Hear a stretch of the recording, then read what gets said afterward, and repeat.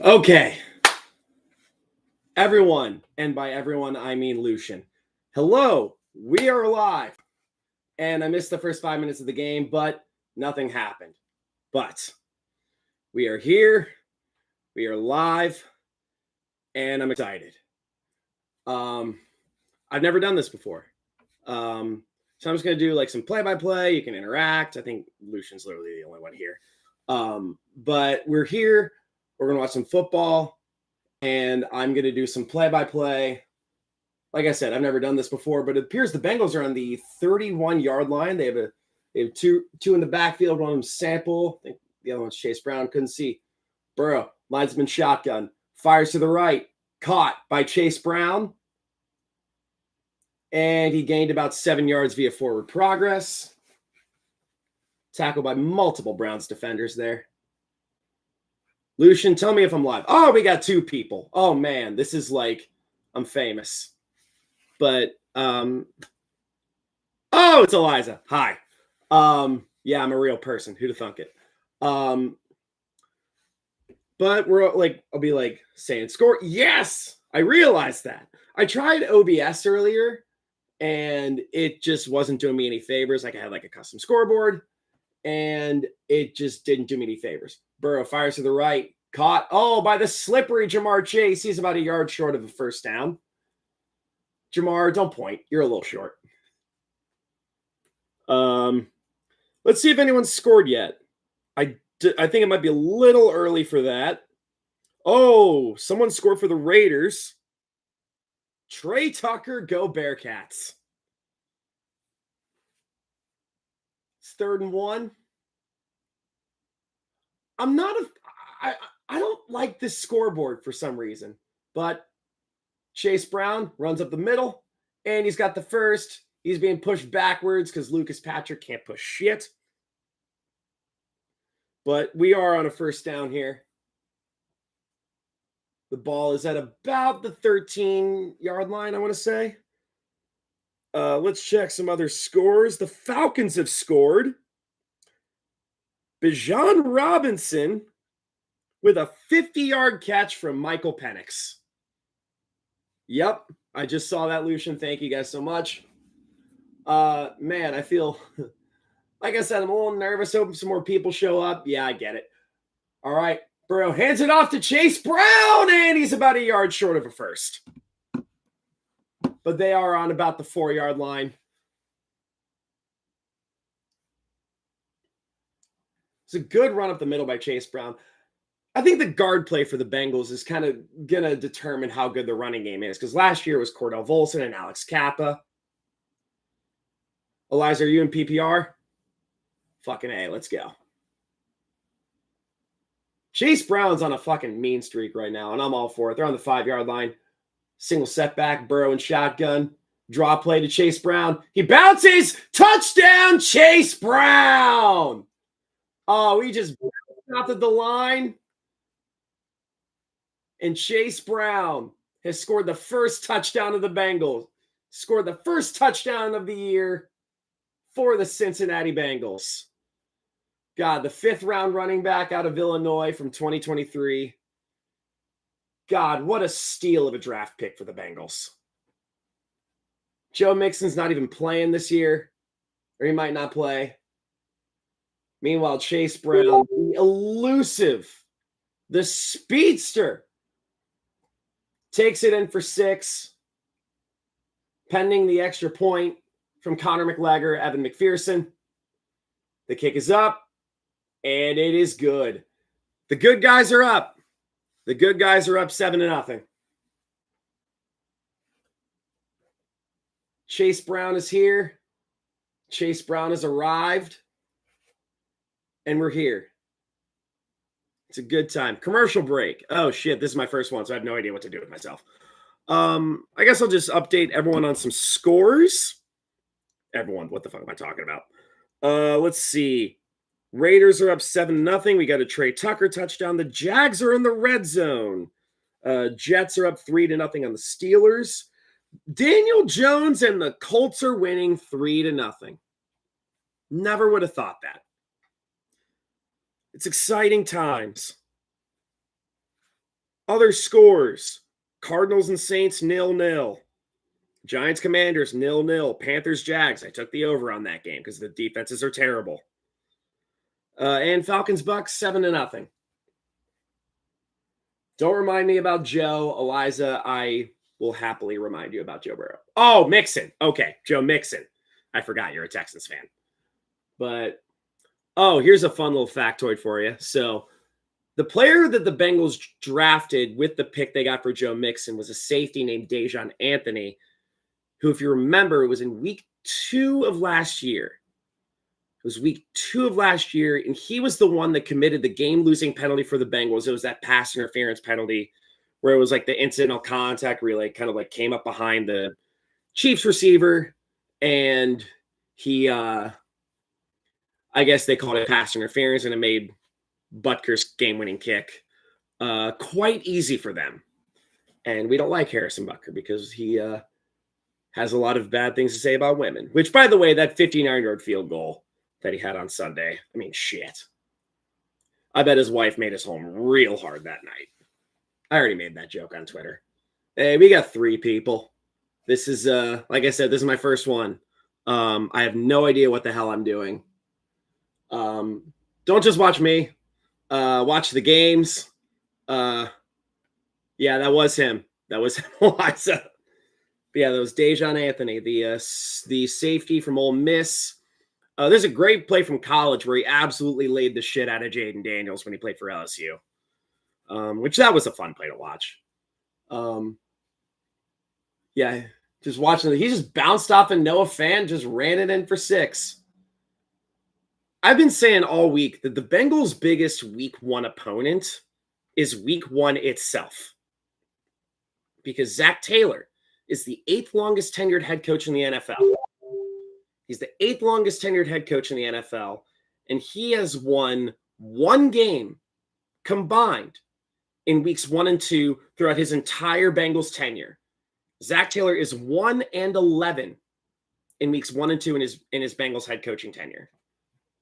So the crazy, I started watching the Bengals. 2003 was my first year as a fan, and that was the first year of Marvin Lewis's tenure as the Bengals head coach, which means that I've only seen 2 head coaches ever for the Bengals: Marvin Lewis and Zach Taylor. I remember Marvin Lewis's last year, the Browns are on offense. They got Joe Flacco. The 8th quarterback to start week 1 at 40+. One of them's playing today. Well, technically 2 of them. Joe Flacco and Aaron Rodgers. Hands it off to Dylan Sampson. I just did a TikTok on him, actually. I just did a video on him, literally uploaded about 20, 25 minutes ago. Dylan Sampson is the only active NFL player who cannot legally purchase alcohol. He is 20 years old. He turns 21 a week from today. He's got Jerome Ford, Go Bearcats, Jerry Jeudy, Cedric Tillman, Jamari Thrash, and David Njoku. Flacco's in shotgun. He's got Sampson to his right. Flacco fakes a handoff, fires to the right, and caught by the rookie tight end Harold Fannin Jr. Just managed to get the first down there. 6:37 left in the second quarter. I'm sorry, the first quarter. Wow, that was quick. I'm glad to so Joseph Osai starting this year. I'm glad to see that, because Sam Hubbard was the mediocre kind of hey, he's from Cincinnati, and the fans loved him because he's from Cincinnati, and he wore a JJ Watt style arm brace that made everyone's mom wet. So, everyone talks shit about the Bengals defense, but I'm like, if the Bengals defense stays healthy this year, it could be average, and I'm saying that as that person. Missed the last play there. It looks like it was a little check down to God, the Browns receiver core is a bunch of who gives a shits. So far, Flacco is 2 of 2 for 10 yards. Flacco's lining up in the I formation. He's got Jerome Ford in the backfield. He hands it off to the aforementioned Jerome Ford, Go Bearcats, and he is swallowed up at the halfway point of the field by Joseph Osai. It'll be 3rd down and 3. I also have a running joke on my YouTube channel where I say Kevin Stefanski looks like George Clooney. It's a lot of fun. I did a roast recently where I said Kevin Stefanski looks like George Clooney if he starred in Ocean's 12, Men on the Field, on the offense. 5-yard penalty, remains 3rd down. Flacco lining up in shotgun. Changing the play. Ford switches sides. He takes the handoff, and he's stopped behind the line. Stopped behind the 1st down marker by B.J. Hill. And it'll be 4th down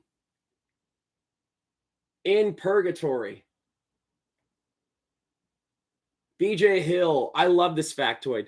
The Bengals traded Billy Price, who was our 1st-round pick in 2018, for B.J. Hill straight up. Billy Price has since retired, and the Browns are going for it. They are going for it on 4th down. They got Flacco under center, Jerome Ford in the backfield. They ranked 17th in the NFL. And they hand it off, and he appears to have gotten the first. It's a smart play call.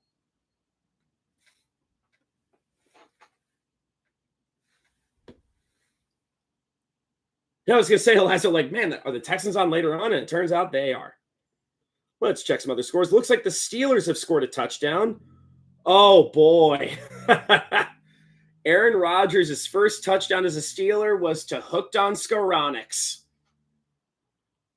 7-3 Steelers. 1st and 10 on the 46-yard line. Flacco lines up. Oh, batted. He threw it to the right, and it was batted, I believe, by Shamar Stewart. Was that Shamar? Oh, looks like there was a flag. Illegal contact on the defense. Who did that? Who do we get mad at? Oren Burks, the import from Philly. Sorry, I got to change my notifications there. Oh, no, illegal contact, so it's going to be first and 10 at the 41. Flacco under center. He's got Sampson in the background. Changing up the play call. Takes the snap. Fakes it to Sampson. He's running right. Fires to the right. Caught by Cedric Tillman. Tackled out of bounds by the former 1st-round pick, Daxton Hill. Flacco's still got some juice in him.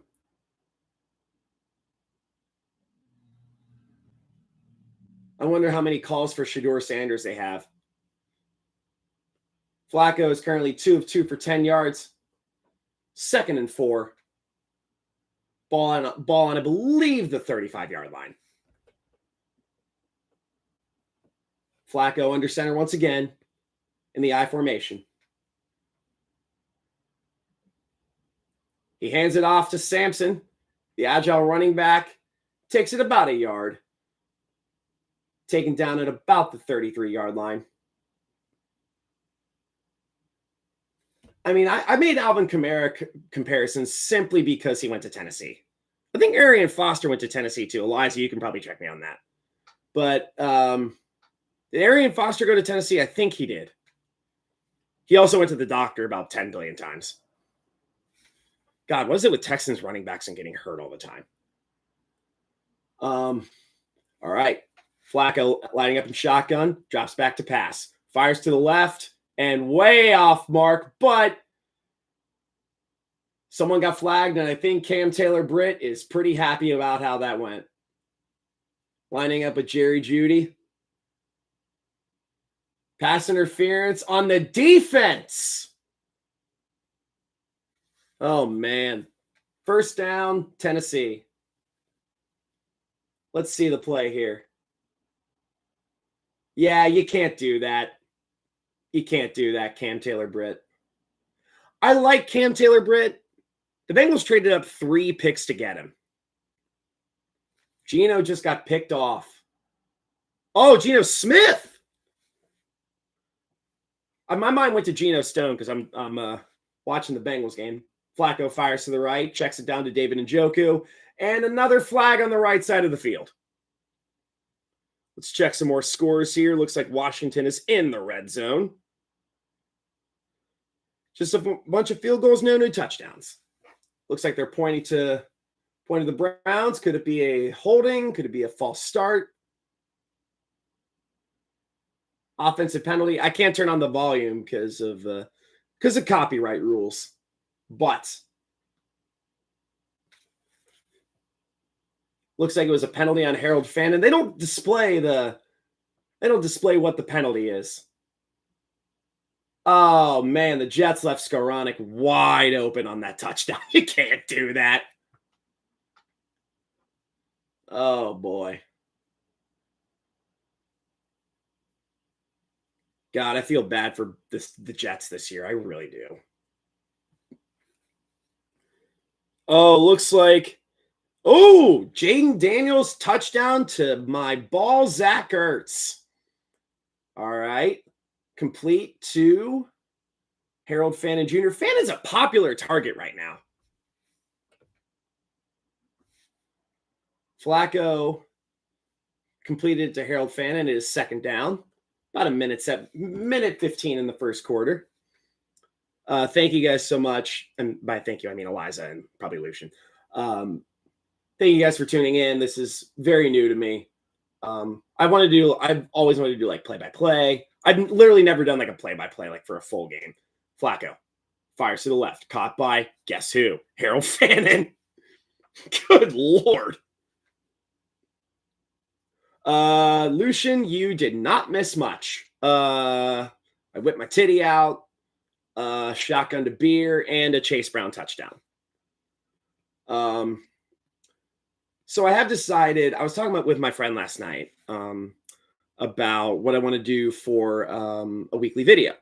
Because I brought up the idea, I want to do like how every team's week went. Just like putting it in a bubble. Just like not power rankings. Flacco drops back to pass. And incomplete to Judy. And did he get flagged?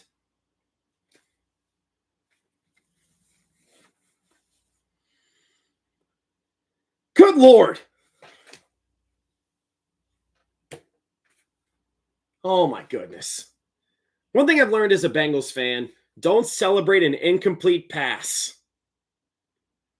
until they get back to the line of scrimmage. Pass interference on the defense, DJ Turner, what is happening? The Michigan Speedster, God, they're drawing more flags than Betsy Ross. That's a good joke. She's the one that did the American flag, I think. But I don't know the exact rules of pass interference. But that looked iffy to me. I know I'm biased because I've got a Bengals jersey on. Eliza, we'll live chat during the Texans game too. Garrett Wilson touchdown. Thank God. Anytime this... Lucian, thank you so much for updating me on that. Oh, it looks like Harold Fannin. God, he is all over the place today. And is Wyatt Teller down? Yeah, he's getting up. Slowly, but he's getting up. Let's see. Oh, 33-yard touchdown from Justin Fields to Garrett Wilson, the OSU duo. My bold predictions video for the AFC, I said Garrett Wilson leads the NFL in targets. Not receptions, not yards, targets. It's a one-man show there. I don't entirely trust Justin Fields as a quarterback, but I do trust him to look Garrett Wilson's way an awful lot. He's got like Josh Reynolds, Alan Lazard. Oh, shit. I just realized Aaron Rodgers and Alan Lazard are going to be just giving puppy dog eyes at each other throughout the whole game. It's going to be one of those like, hey, we traded you, so just go to the opposite sideline. I, man, the Jets is a playoff team. Tell me why. It's not. Maybe the Aaron Glenn regime. Maybe my mentality with the Jets has always been, I'll believe it when I see it. Because the moment Aaron Rodgers got there, people had them as a Super Bowl contender immediately. It was just it was immediate. Like, oh, this is going to be a Super Bowl team, and then 4 snaps later, he's out for the year. So my mentality with the Jets has always been, I'll believe it when I see it. Postman commercial. I mean, they're gonna do it. I mean, the Steelers wide receiver 2 is Calvin Austin, which he's good for 3 long touchdowns a year. Who else is getting some? I want to see how Ted McMillan is doing. 1 reception for 11 yards. Chuba Hubbard's kind of been doing the bulk of the carrying. I thought Rico Dowdle would do a little bit more. Maybe not. Oh yeah, I was like, oh yeah, he's doing well. Oh yes, my guy Tyler Warren. I was super high on him this year. He has 3 receptions for 43 yards. I knew it too. My bold prediction was that he was going to be the leading receiver for the Colts. I always forgot what the Browns Stadium was called. I was like, Cleveland Browns Stadium. Turns out it's Huntington Bank Field. All right. Beginning of the second quarter, ball's on the 21, Flacco and shotgun. Flacco drops back to pass. He checks it down to Dylan Sampson, and he gets away. Oh, another flag.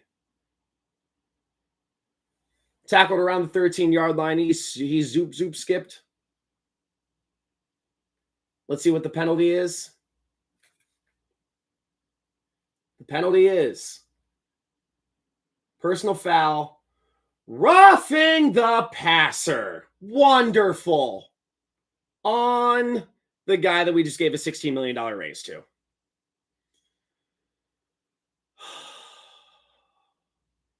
Oh, Bengals fans are going to be very upset about that because we bitched about them all off season. Yeah, you can't do that. They're going to get you every time. That was incidental contact, but they're going to get you every time. It was just a slap in the face. Oh no, Trey.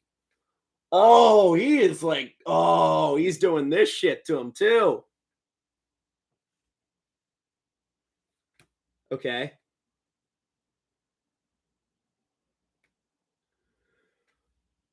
I don't think Breece Hall's the only running back and the only good. I like Braylon Allen too. I mean, you got Sauce Gardner, go Bearcats, as Jerome Ford, 1st and goal, takes it to about the 2-yard line. I like Breece Hall too. I thought it was a little ridiculous that a couple years ago they made him like the number 2 overall pick in fantasy. I don't think I had him at all that year. I don't see it. All right, Flacco takes the snap, hands it to there. It's a pile at the 1. He might have been an inch short. Hands it off to Jerome Ford. Short at about the 1.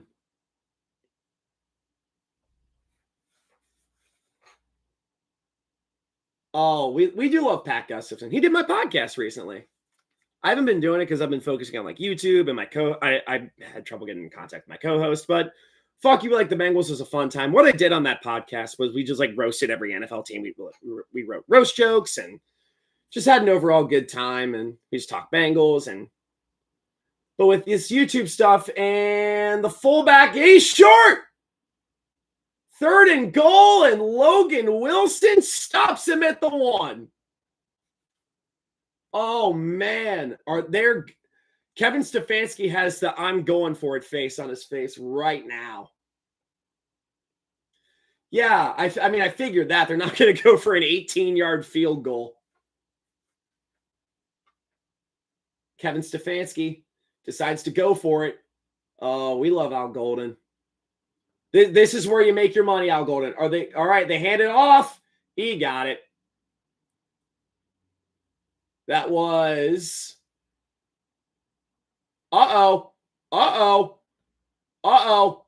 Stefanski's pissed. Oh, please be something stupid. Please be something stupid. He's just wiping his titties. I have no idea what the hell's going on. Come on. Come on, Kevin Stefanski and your perfectly kempt beard. This is so Browns. I love it. Oh, they have all got this is the classic Browns pose. They got their hands on their heads.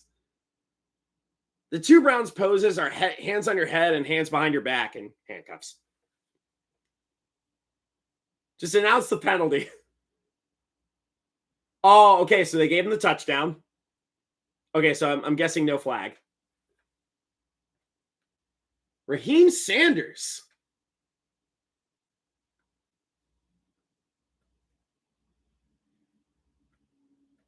You're fine.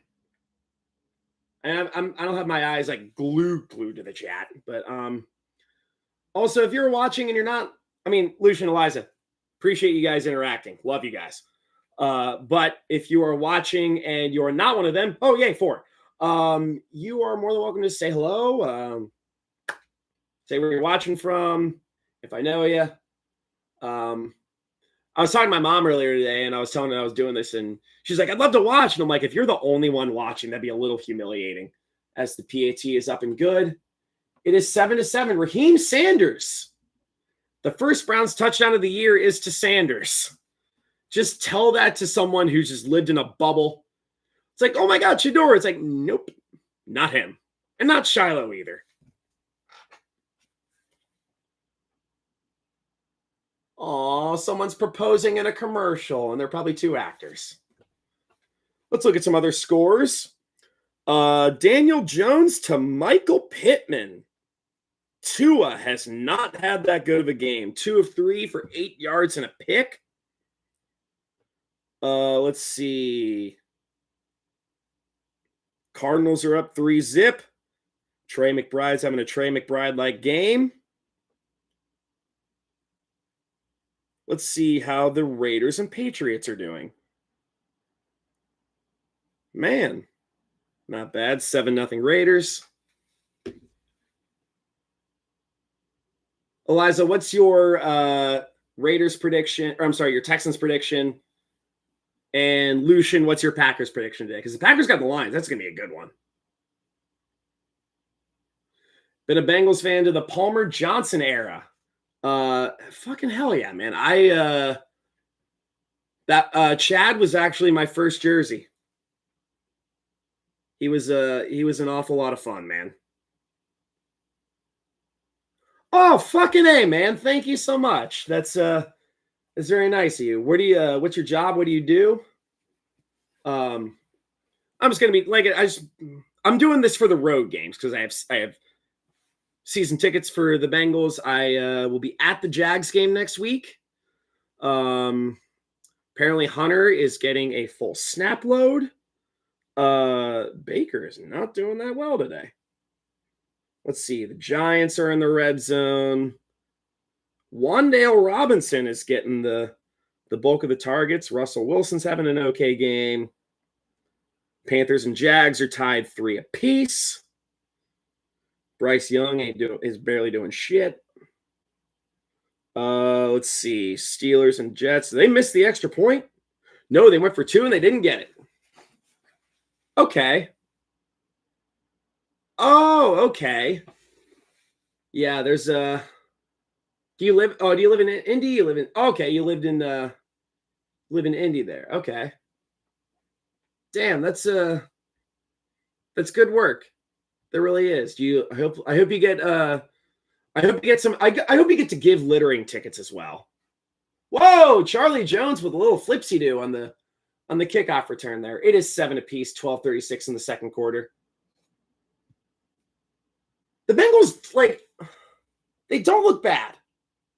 They look like this is more evenly matched. This game is more evenly matched than I am comfortable with.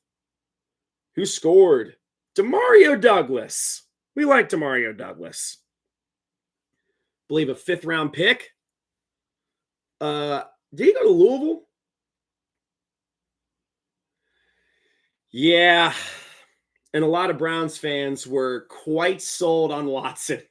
They were stoked. I remember they had like massage tables. They kept calling the people who accused, they kept calling them like hoes and shit. And Burrow just called a timeout because the play clock was going down. It is 1st and 10. Bengals have 2 timeouts. Man, I don't know how I'm going to kill time during halftime. We can do a Q&A. I can get predictions. I can whip my titties out. I can air Allstate commercials. I'm not going to whip my titties out. That would be irresponsible of me. This is my first live stream. But, man, that Watson trade was... It's proof that the Browns front office was truly in bed with the devil. Because they wanted a quarterback so bad. They had that jersey of, like, all the quarterbacks that sucked. And, I mean, minus 1 year of Derek Anderson and Baker Mayfield. I know you do.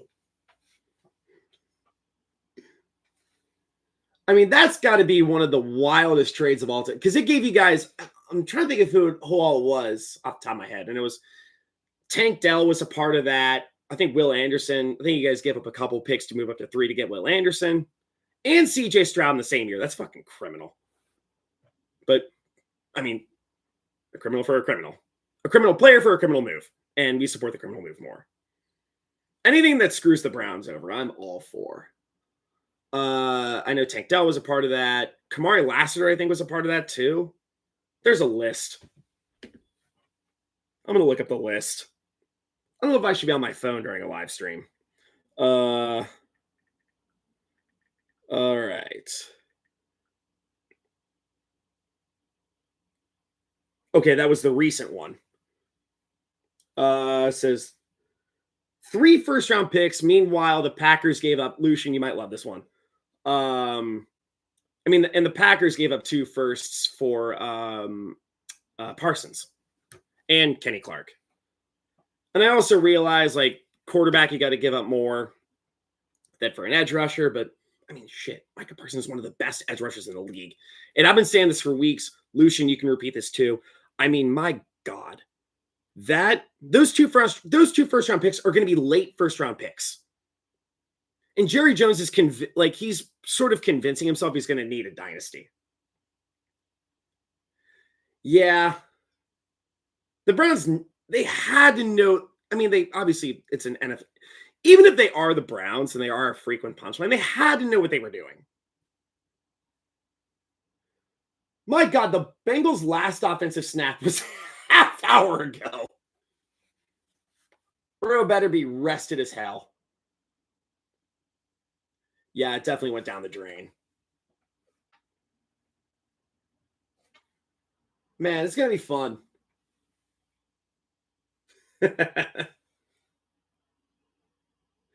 Yeah.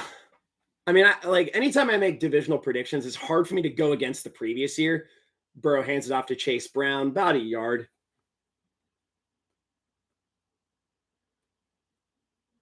One of the top kicking recruits in the state. Man, I always wanted to learn how to kick a football, but it's like I was always a toe kicker. I never could do like the soccer kick. Like I stopped playing soccer at 10, so I'm pretty sure I was convinced that I could kick far, but it was if it was on the top of my foot. I could never do the soccer kick. I still want to learn that sometime. I could make a 25-yard field goal with my toe, but okay, Burrow drops back to pass. The line's collapsing, and he checks it down to Chase Brown. And Chase Brown runs it out of bounds at about 1 yard past the line of scrimmage there, pending the penalty. And someone is hurt. 10-9, Steelers winning. Who is hurt? It is not Burrow. It's a lineman. Is it Karras? Is it Fairchild? I think it's Teddy K. No, it is. It's Lucas Patrick. Okay, this is hello, Tiny Ellie. Okay, here is like the biggest I hate when this happens because it's like a mental mind fuck in a way. It's like you see a player down and you're like immediately concerned. But then the moment you see it's like not one of the important players, you're like, oh, thank God. But at the same time, it's like it's a guy that's still hurt. Like Lucas Patrick is kind of yeah, Robbins was not great, but Rico's been awesome. But yeah, it's like when a player gets hurt, you're like, you if it's Joe Burrow, you're obviously like, oh shit. But with if it's like a player that's like not one of the star players, you're like, oh, thank God, which is a weird way to react to a player getting hurt. You never want to see anyone get hurt, but it's wild. I've always been that's kind of a fun thing. Let's see, let's check the chat. Yeah, the Watson trade went down the went down the drain. Man, you guys got the whole AFC. You got the Colts, you got the Ravens, you got I mean, there's multiple teams that could be the shitbirds, but I'm assuming it's the Ravens. Man, you got Browns fans, you got Ravens fans. I'm surprised Steelers fans didn't make that. Man, so with the Parsons trade, every fan base was kind of like coming up with like their half-ass scenarios as like who could get like I didn't want to speculate at all which team could get him. Lucian chime in, like I'm sure like you were secretly hoping for him. I didn't think any fan could like realistically say that Parsons would go to their team. And I didn't want to speculate at all as to who Parsons would go to. Because I had no idea. And Bengals fans were like, all right, give me 5 seconds. Hendrickson for Parsons straight up in a first round pick. I'm like, yeah, it took you 5 seconds to come up with that. Stop. And the key to making a trade in both real life and fantasy football, Lucas Patrick is hurt. He is limping to the tent. So we got Dalton Reisner. Burrow is 4 of 5 for 38 yards. Burrow in shotgun.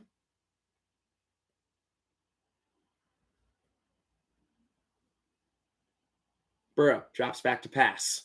Fires down the middle of the field. It is caught by Mike Gesicki on the 45.5-yard line. God, that was a great throw. Any lofted throw down the middle of the field, I'm just like, please don't get picked off. Please don't get picked off. But that was a great throw. Tried to lower the shoulder into him, too.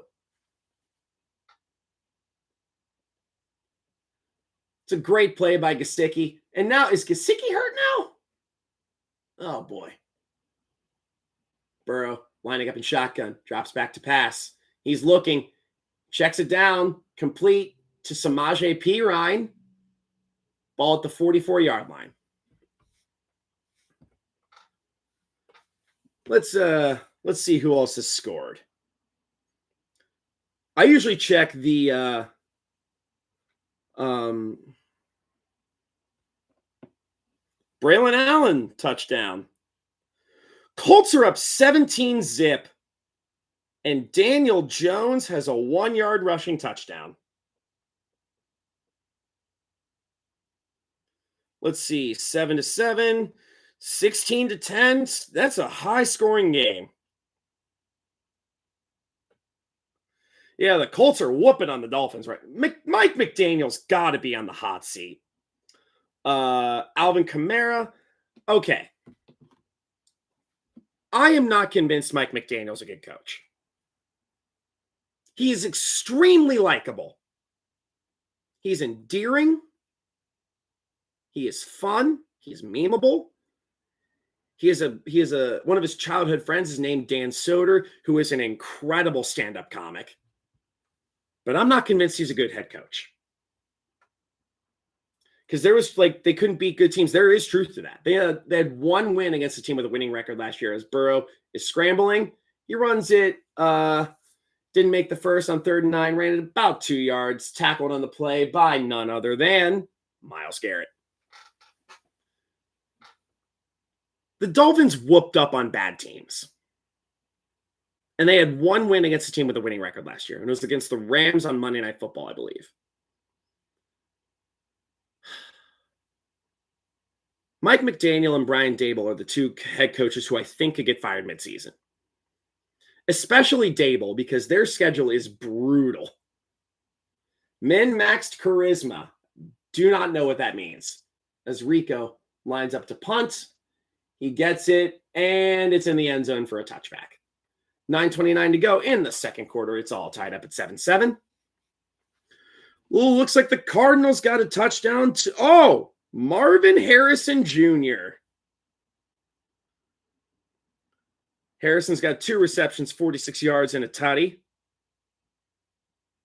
That's kind of about it right now. But yeah, I'm not convinced Mike McDaniel's a good head coach. And I think, like I said, him and Daboll are the two that could get fired. I looked up the Giants' schedule is absolutely fucking insane. Yeah, I said he kind of reminds me of Tua.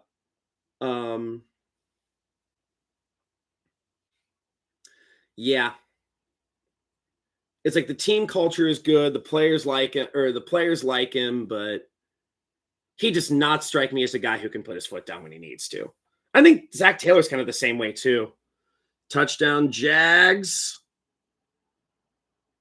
Hunter Long. Did not have that on my bingo card. T-Law to Hunter Long. Let's see who's doing well. ETN is getting the bulk of the carries.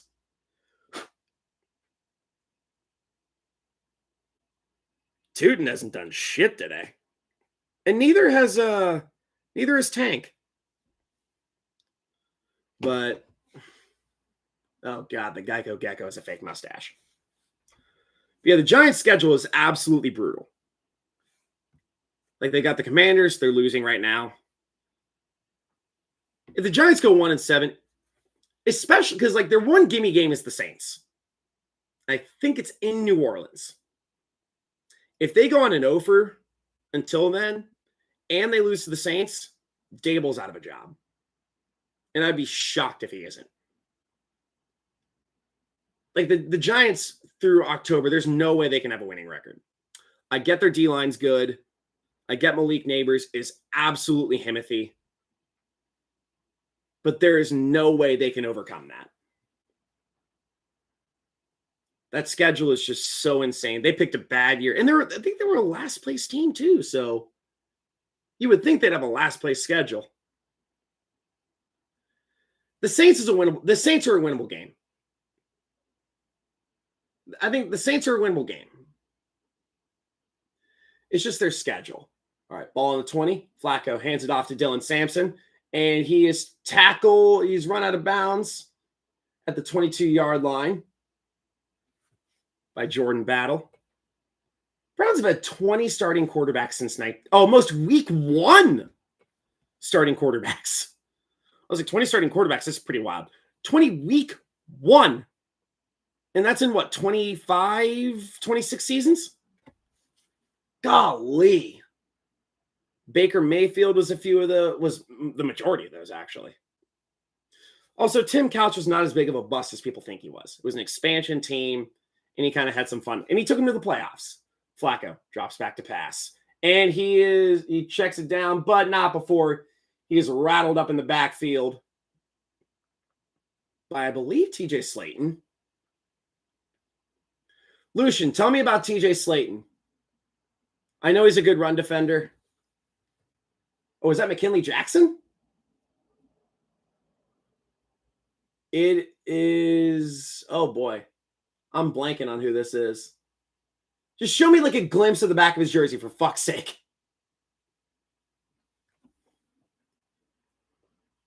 Flacco, 3rd and 8. Lining up in shotgun. One to his right. Drops back to pass. Checks it down. Batted up in the air and incomplete. Browns are now 0 for 3 on third down. I think McKinley Jackson's number 98. It is now 4th and 8. 8:42 in the second quarter, tied up 7-7. Oh, he tried to bat it and it bounced off of Logan Wilson. Shamar looks all right today. Corey Bjorquez lines up to punt. Charlie Jones deep to receive it. Gets it away. It's a good one. It's a great one. Charlie Jones catches it at the 23. He's running. He's got a little bit of daylight, and it's down at the 46-yard line in Bengals territory. Yeah. Yeah, that's kind of what the Bengals wanted because, like, the run defense wasn't that good. It's like we drafted Chris Jenkins and McKinley Jackson last year. That's kind of what I anticipate. That's kind of what the notion was. The Bengals didn't really have a true nose tackle since DJ Reader went to Detroit, and we miss him. But he's aging, and he kind of had some injury concerns. But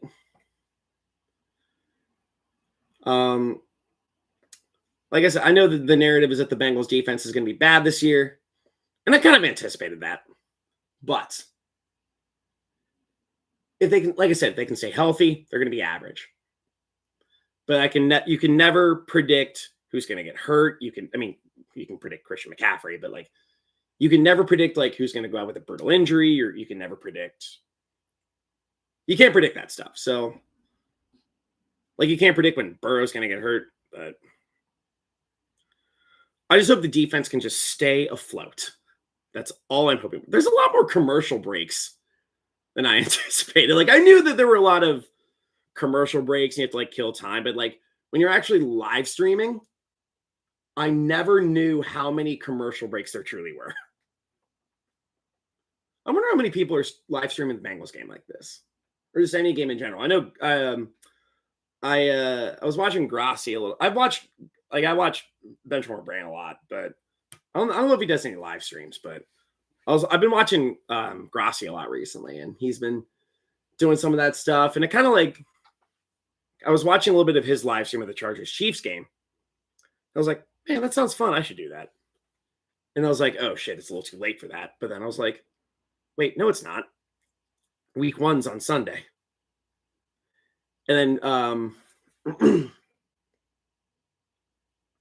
yes, they did. They also got a new defensive coordinator in Al Golden, who was Notre Dame's defensive coordinator. And he was also a former linebackers coach when the Bengals went to the Super Bowl and lost. And I am still mad about that. Jalen Ramsey fell down, and the Bengals offensive line couldn't hold up for 3 seconds. Granted, you got Aaron Donald. Ball on the 46-yard line, 1st and 10. Burrow in shotgun. Draw play, hands it off to Chase Brown. Runs it about 3 yards. Tackled on the play by the rookie Carson Schlesinger out of UCLA. It is about 2nd and 6 with 8:15 to go in the second quarter. Lucas Patrick is doubtful with a right calf injury. So Dalton Reisner is the guy for now. They signed him like a week or 2 ago. And not a lot of Bengals fans were stoked on Patrick. Chase Brown lines up to be a receiver. Burrow's got Gesicki in the backfield. Or Sample in the backfield. Drops back to pass. Fires it complete to Jamar Chase. Runs all the way to the 31-yard line. I almost said the 31st-yard line, which that's when you know you're a rook. But first down Bengals. My hand's sideways, by the way. I'm not doing that thing. But it was caught by Chase. Tackled on the play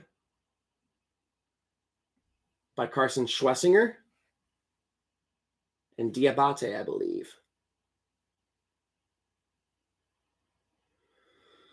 Yep. I got the delay notification right there.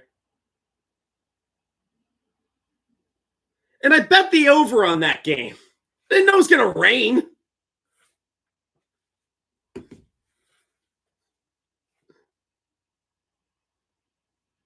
Looks like Chase Brown. Oh, that's a good run by Chase Brown right there.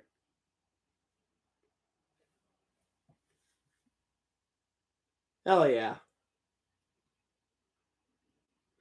Yeah, second one this week. We had one in Philly, and now we have one in Carolina. Ball is on the 25.5-yard line. Burrow under center, got Chase Brown in the backfield. Hands it off to Brown, runs to the right, goes for about 2 yards. Man, it is so hard to figure out who made the tackle on a certain play. It's like tackled by a guy on the Browns. How the hell do those broadcasters do it? And I can see the number tackled by that guy. It is 3rd and 2. Ball on the 24-yard line, I believe. 10 on the play clock. Ball on the 23.5-yard line. Burrow drops back to pass. He runs. He escapes pressure. Checks it down. Complete to Samaje Perine. It is a first down. Ball at about the 17-yard line. You really only see weather delays in baseball. That's like the only time I ever see weather delays. Like the Bills will play during an avalanche. Is it about the 20-yard line? He might have gotten away with a hold there. But we stand Dylan Fairchild in this household. 1st and 10. Household, it's an apartment. Ball on the 18-yard line. Burrow drops back to pass. Fires to the end zone, and that is pass interference on somebody. He was blocking Chase from the ball. That might be pass interference on the Browns. That's pass interference on the Browns. And Greg Newsome, you can't do that, buddy. Yep. Ball is on about the 2-yard line. Don't complain. Burrow is 9 of 11 for 79 yards. 9 of 11. That's something that you should never forget. But the Bengals have it 1st and goal on the 3-yard line. Lucian said laundry, and I'm like, oh shit, I thought he was talking about my laundry. I'm like, I got some laundry to do. 1st and goal, ball on the 3. Burrow in shotgun. T in motion. Drops back to pass. Fires to the end zone. And incomplete to Gesicki. 2nd and goal on the 3. Just run it. You don't got to go for gold on. Just get as close as you can to the end zone. And don't complain.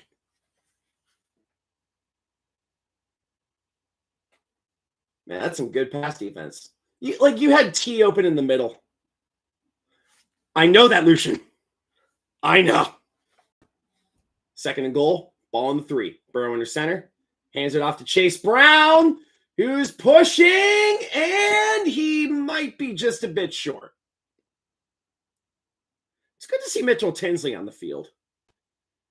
He was a receiver that he really wowed people in the 2nd preseason game against Washington. Oh, Emeka Egbuka Tutty.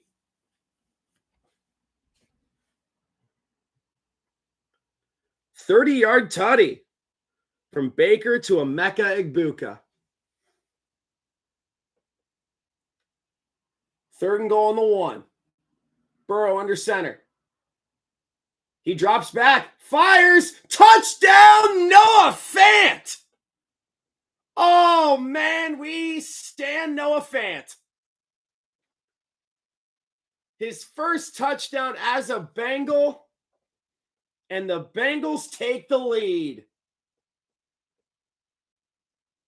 Man, you had Cody Ford in the backfield. That's what you do. You fake the handoff, and you drop it to Noah Fant.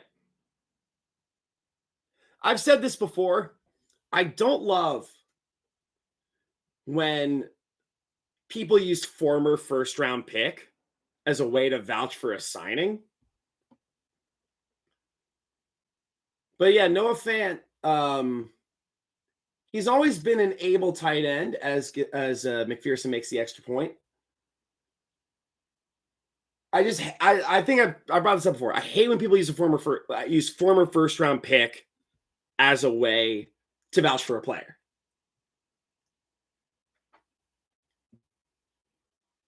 But Noah Fant has just never. Fuck Grossi Posse pick him. That's fine. I emailed him yesterday. I hope he reaches back out. But I also know he's busy as shit. But okay, I'm looking at Ben Stiller, who I guess I'm forced to think is funny. Some other scores still delayed. 19-10, Jets are up on the Steelers. Raiders and Patriots tied 10-10. Cardinals and Saints are tied. Colts are up 17-zip on the Dolphins. That is something. Raiders and Patriots are tied 7-7. Genty has 6 rushes for 24 yards. Brock Bowers and Jack Besh both have a reception for 23 yards. How's my boy Drake London doing? Wait, what the hell? Am I seeing that correctly? It said Michael Penix had like 7 of 11 for 106 yards. Well, that's whatever.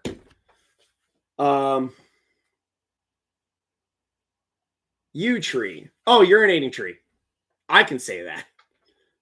Well, I mean, anyone can say it, but I don't know how many people live stream play-by-play. But God, that was a good play. It's not necessarily play call, it's play design. And that was good play design. You're on the 1-yard line. The Browns are hell-bent on the fact that you're just going to run it up the gut for a 1-yard tutty. But then you fake it, you throw it to Noah Fant, and now you're up 14-7. I remember a great tweet I saw a while back when Fant got traded from the Broncos to the Seahawks. And the guy went, poor Noah Fant. He went from having Drew Lock as his quarterback to having Drew Lock as his quarterback, which was very fun. It is 14-7. Bengals are on top. Evan McPherson, the Florida kid, lines up to kick it off. God, I like the Noah Fant signing. Him and Gesicki.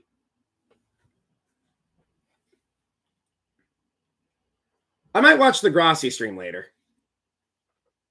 He's doing Packers Lions. Pro Football Demon. Okay. Kickoff. Great play call, Sheebs. Tackled at the 21-yard line by Taj Brooks. Yeah, that's a great pass from Baker to Emeka Egbuka. Baker's stat line was not great. It was like 6 of 13. I mean, prior to that play, it was 5 of 12, but now 6 of 13. Man, I don't envy anyone who's a Jets fan. I'll believe it when I see it. But the Steelers' defense, I believe, has given up the most points all day. Yes, they have. Flacco drops back to pass. Fires over the middle. Batted by Logan Wilson. Logan Wilson is one of the better pass defending linebackers in the NFL. He's extremely underrated.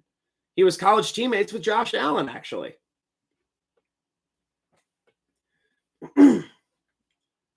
Second and 10. Ball on the 22. Flacco lines up in shotgun. Jerome Ford to his right. One guy in motion. Flacco drops back to pass. Checks it down to the middle. Caught by Njoku. And he just tackle him. Makes forward progress all the way to the 34-yard line. We are an hour in. Oh, shit. We are an hour in. I was a little nervous going into this. Jeez. That was not good tackling for him. Yeah, that's what happens when you play your starters in the preseason for at least a little bit. Flacco hands it off. Oh, Sampson is brought down in the backfield by a swarm of Bengals. The recent signing, Pennell.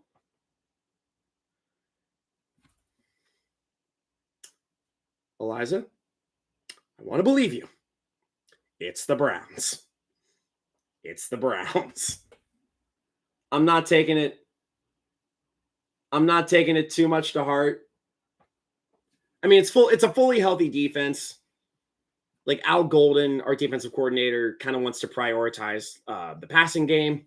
The pass rush and winning in the trenches. While Lou Anarumo, as Flacco drops back to pass, fires over the middle, caught by Jerry Jeudy at the 42-yard line. 1st and 10 Browns. Yes. Krosky Merritt? You bet your ass. 6-yard tutty. Man, this is me every Sunday. I just got ESPN Fantasy is the best way to check scores, in my opinion. Flacco on the 43, drops back to pass, fires, and batted away. That would be one Demetrius Knight Jr.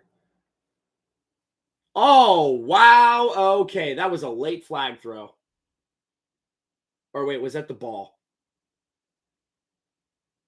We're doing great, folks. Jesus Christ. I like Demetrius Knight this year. He was our 2nd-round pick. I believe he went to South Carolina. Approaching the 2-minute warning, 2nd and 10, ball on the 43, Flacco in shotgun. Drops back to pass. Checks it down to the right, caught by Sampson. And he is fighting for the first, and he's not going to get it. He was about a yard short, and the 2-minute warning is here. I think Flacco and Hendrickson are kind of chirping at each other a little bit. Anyone with the audio up, can someone tell me if Flacco and Hendrickson are just button heads? Let's see, any other scores? The Jags and Panthers are still delayed. But we like Ja'Cory Krosky Merritt. I don't think our boy Toot Toot has done anything. Nah, but Brendan Strange has 3 catches for 49 yards. Let's see who else. Okay, there we go. Drake London, 3 catches, 19 yards.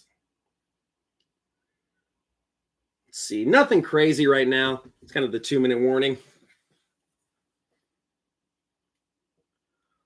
Let's see. I'm trying to think what I can talk about. I mean, it's a Wingstop commercial, and now it's a Travis Hunter. Oh, Travis Hunter has endorsed Celsius. There we go. We like Celsius.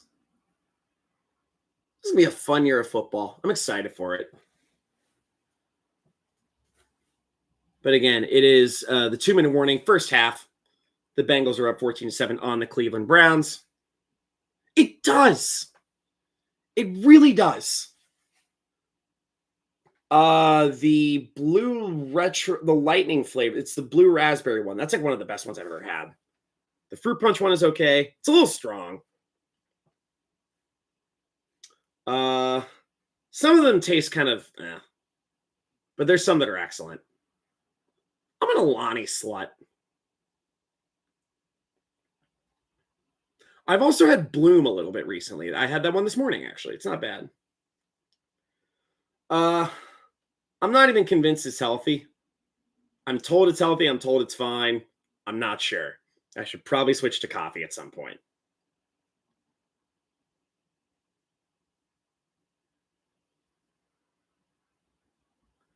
I also like Ghost.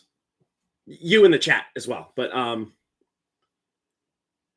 Man, I think Bram posted he drinks a lot of Ghost. They have a Welch's grape juice flavor that fucking slaps, dude. They have a Swedish fish flavor. I think they have a Sour Patch Kids flavor. There's no way that drink is healthy. Ball on the 34-yard line, 3rd and 1. Sneaks it, and it's going to be close. He probably got it. He got it. There's a minute 47 to go. Someone chime in. Did the Bengals get the ball first or the Browns get the ball first? Because I was trying to figure out. Really? Haven't had rain yet. Okay, Bengals had it first. 1st and 10, ball on the 32. Flacco. Draw play. Hands it off to Sampson. Runs it about to the 29, 30-yard line. Tackled on the play by someone on the Bengals. Damn, I'm starting to realize you guys have been kind of chiming in with me this whole game, and it makes me a little hot and bothered. Thank you guys so much. I probably lost half my viewership there, which is fine, which is like 3 people. But hell yeah. Flacco, 2nd and 7, line up in shotgun. Flacco throws to the right, complete to Cedric Tillman. Tackled on the play, I believe, by Cam Taylor-Britt. Guy's already got Amari Cooper's old number. So I work at a bar up in Dayton on Fridays and Saturdays. I was talking to my boss last night. He tried to convince me that Amari Cooper was never an elite wide receiver. I was like, are you kidding me? Amari Cooper was like, in his heyday, he was a legitimate wide receiver 1. 4 or 5 years, he had like over 1,100 yards. In 5 years, he had like a stretch of like 4 years where he was just fantastic. I can't do Bang anymore. Bang is like, shit. I did it for a little bit, but I'm like, it tastes so good. But like, Bang just tastes unhealthy.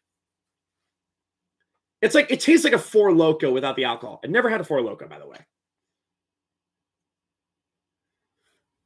It really is. Flacco drops back to pass. 3rd and 5. Fires it to the right. Well out of bounds. Threw that to the camera guy. 4th and 5. Yeah, I haven't had Bang in probably a few years. Flacco's just running to the sidelines.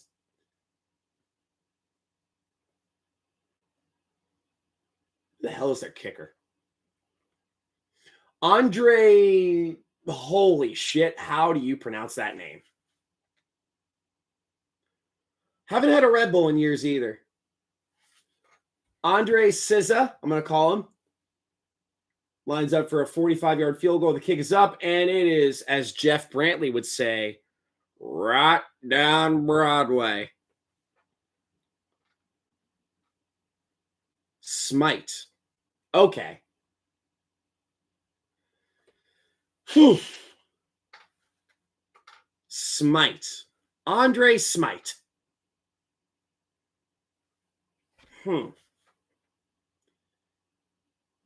Yeah, that's just textbook.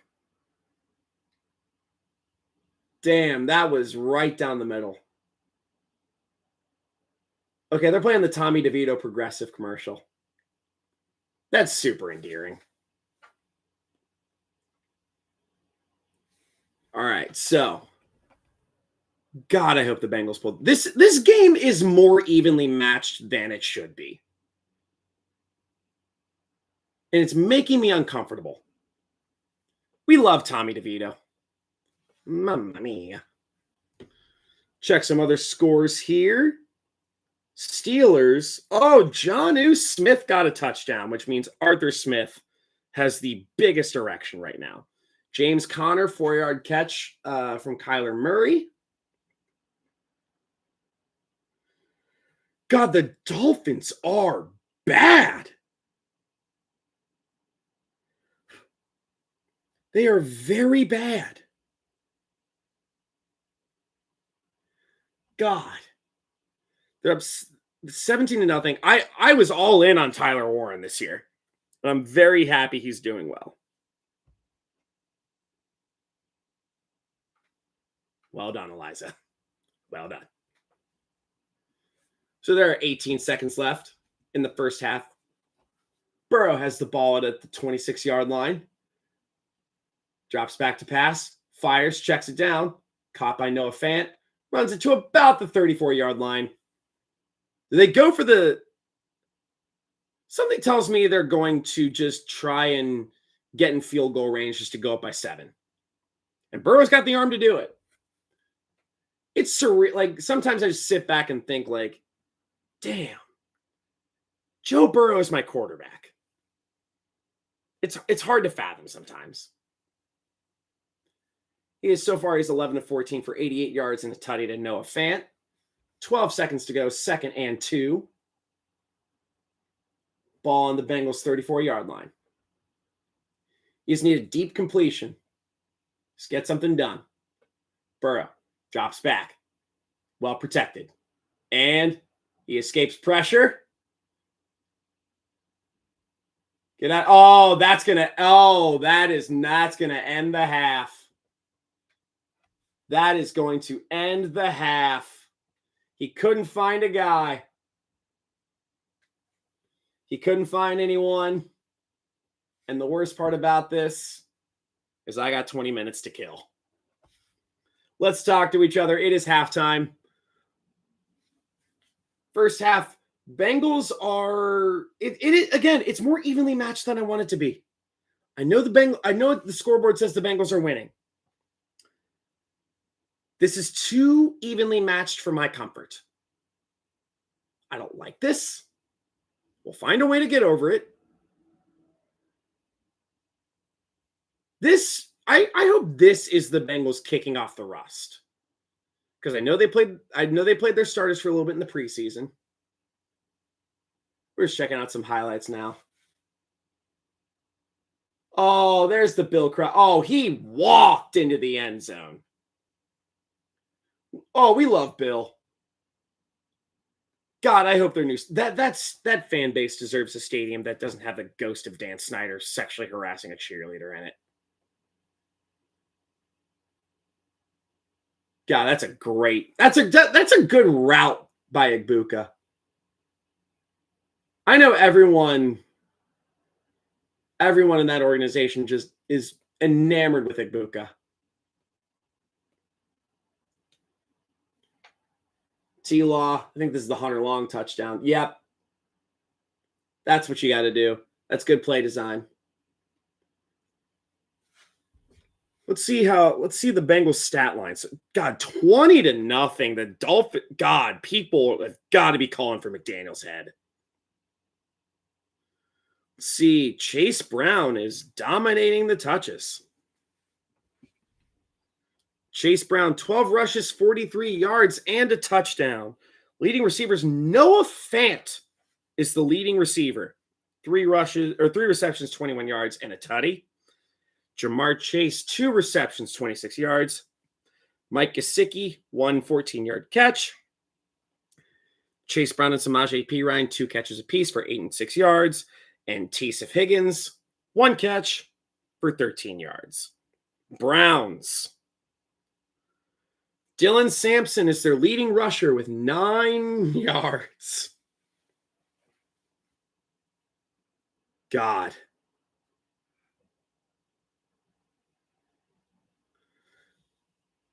Yeah, Cam Scadaboo's longest rush is -1 yard, which is wild. That's not his only rush of the day.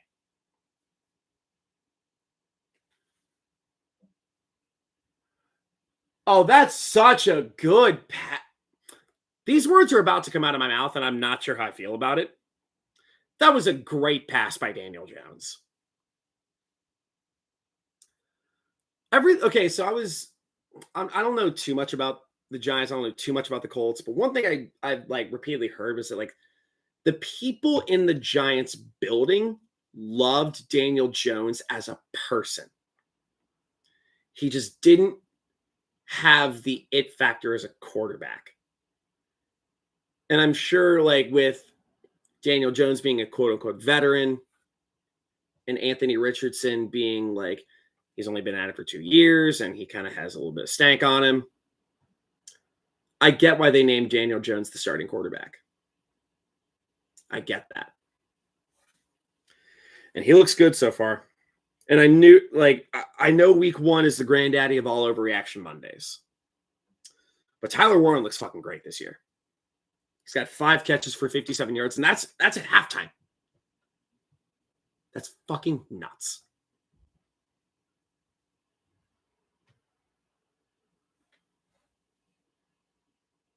I know. I'm not going to steal Pat's thing, but yeah, that just hurts. God, the Giants aren't that good. Okay, Jaden Daniels, Bill Krosky-Merritt, and Austin Eckler all have 4 rushes, but Bill's the one with the tutty. Chris Rodriguez was like a really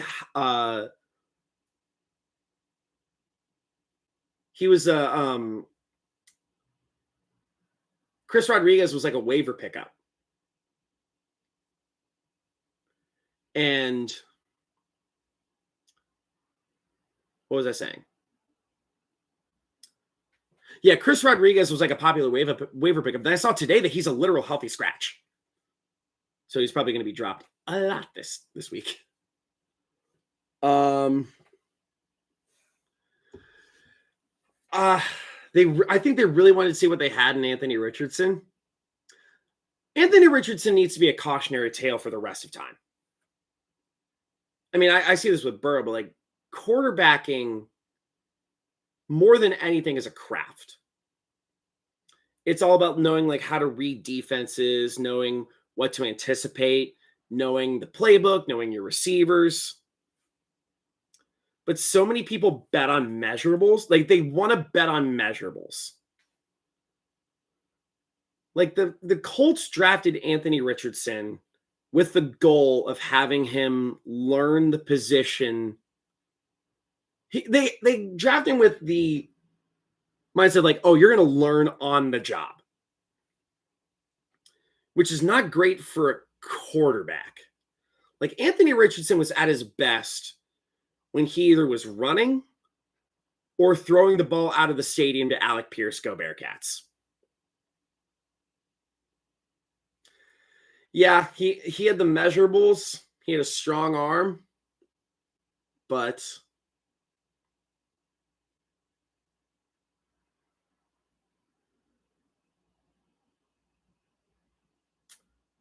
the 49ers traded up to get Trey Lance. Zach Wilson was just there, and the Jets got him. Also, Eliza, if I've learned anything, is that if you have a chance to draft a Florida Gators player 4th overall, don't do it. Because there's another player who was drafted 4th overall in the Zach Wilson draft, who was a huge bust as of now. I avoided that player like the fucking plague this year.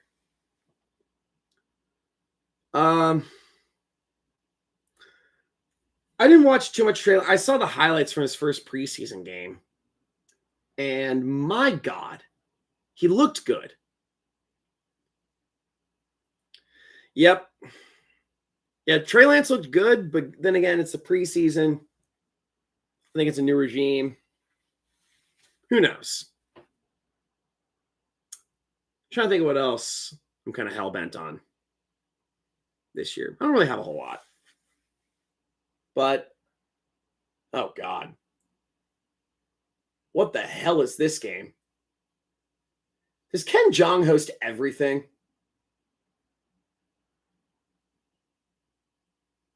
That's like some minute to win it shit. But what other hills am I dying on this year? Packers are going to be good.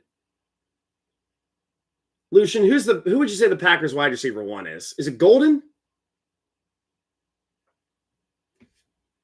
Geno Smith just ran for a first down. Let's see who else has scored. Nothing too crazy. It's kind of a normal afternoon of football. I think the Panthers and Jags are still delayed. Yeah, I think it's Golden too. I did joke. I don't watch too much Jordan Love, so I don't know how good of a quarterback he is. But I did joke that because of Golden's speed, Jordan Love's passes are going to go from underthrown to really underthrown. And I was very proud of that. But I don't know how good of a quarterback Jordan Love is. This is going to sound so gross to say, but he has the traits to be good. He has the traits to be exciting, but I don't know how good he is.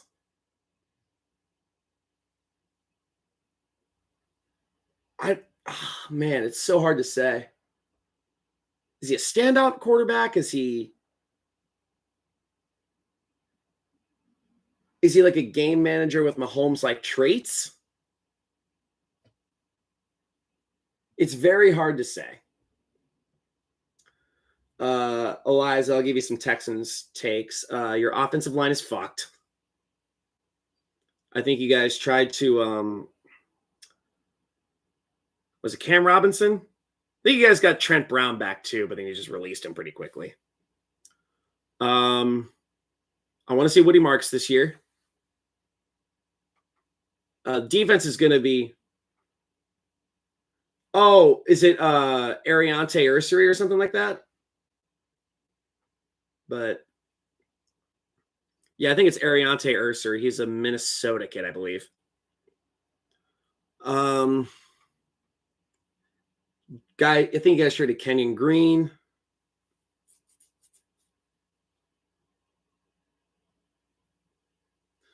Favre's gunslinging with accuracy that resembles Rodgers. I could be wrong. I don't see him with the arm, because Rodgers' arm, in his heyday, Rodgers had, in his heyday, I don't think there's anyone who threw as pretty of a football as Aaron Rodgers did. It was technically sound. Because I remember, him coming out of college, one of the knocks on him was, he would hold the ball, up by his ear. Oh, we got 7 people. That's a record for me. But Rodgers, he some of the throws I saw him make were just absolutely some of the most gorgeous things I've ever seen in my life. Okay, Lucian, I have a homework assignment for you.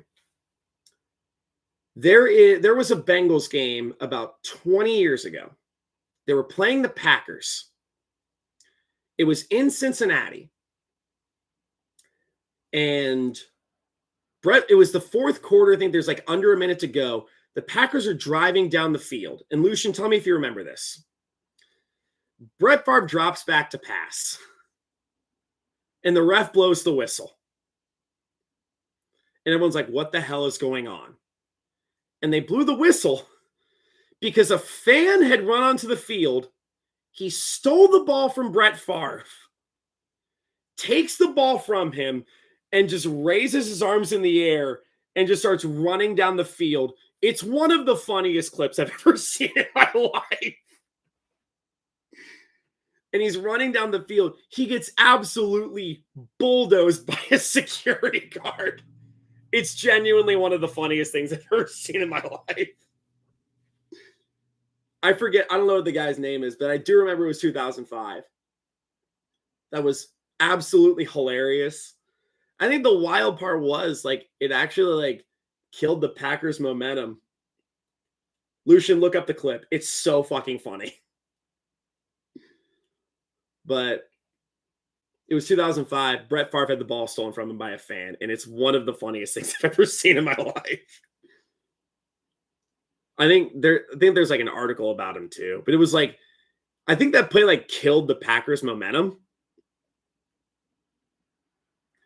And I think that might have been a factor in the Packers losing losing that game. I think it was like 21-14. But they were down by like 1 touchdown.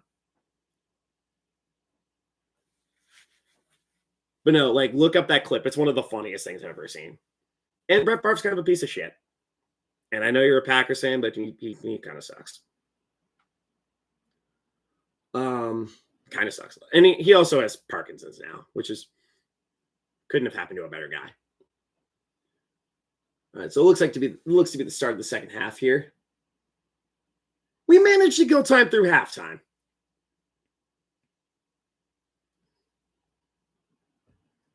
And the Bengals are lining up to kick. McPherson kicks it off. Those stands are not full. Golly. There is no belief in this team this year. And that's taking into consideration the fact that Cleveland and Cincinnati are not even 4 hours apart. I've made that drive multiple times. That game is still delayed.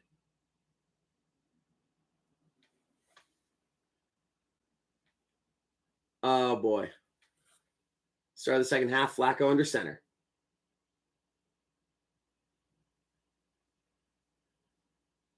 Drops back to pass. Checks it down to say, I knew that check down was coming right away. Gets away from Cam Taylor-Britt and tackled on the play by Demetrius Knight. I'm not going to play the clip, but I'll show you that it exists. Anyone who's watching, I 100% encourage you to watch it.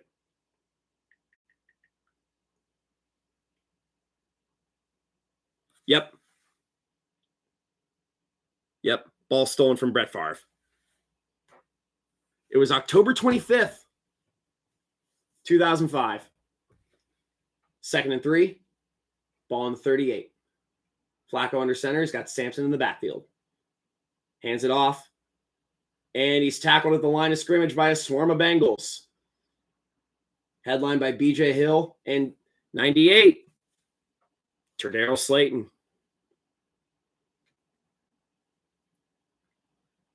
I might ask Tom about that play. If I'm on a live stream, I might ask Tom Grossi about that play because it is hysterical.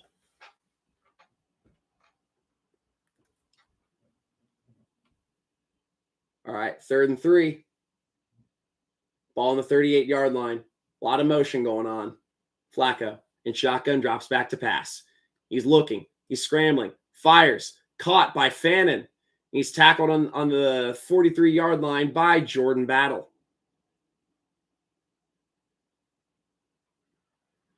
God, Browns fans do not give a fuck right now. There is no hope in that stadium. Okay, Lucian, you saw it. Fuck yeah. God, there's no hope in that stadium whatsoever. Ball on the 44-yard line. Flacco fakes the handoff, drops back to pass, fires to the right, caught by Fannin again, escapes a tackle, levels Logan Wilson. About a 7-yard gain.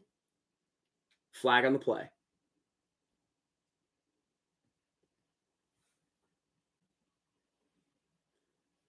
Holding on the offense. We're coming back. Oh, by the big mofo, DeJuan Jones, the Buckeye. Did he hold Miles Murphy?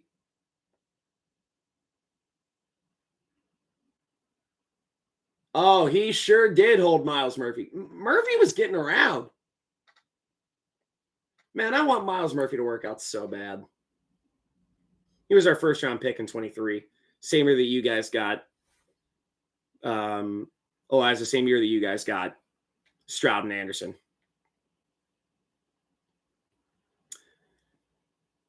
I will be shocked if the Texans don't win the division this year. Like that division is absolutely booty ass cheeks. Oh yeah, for sure.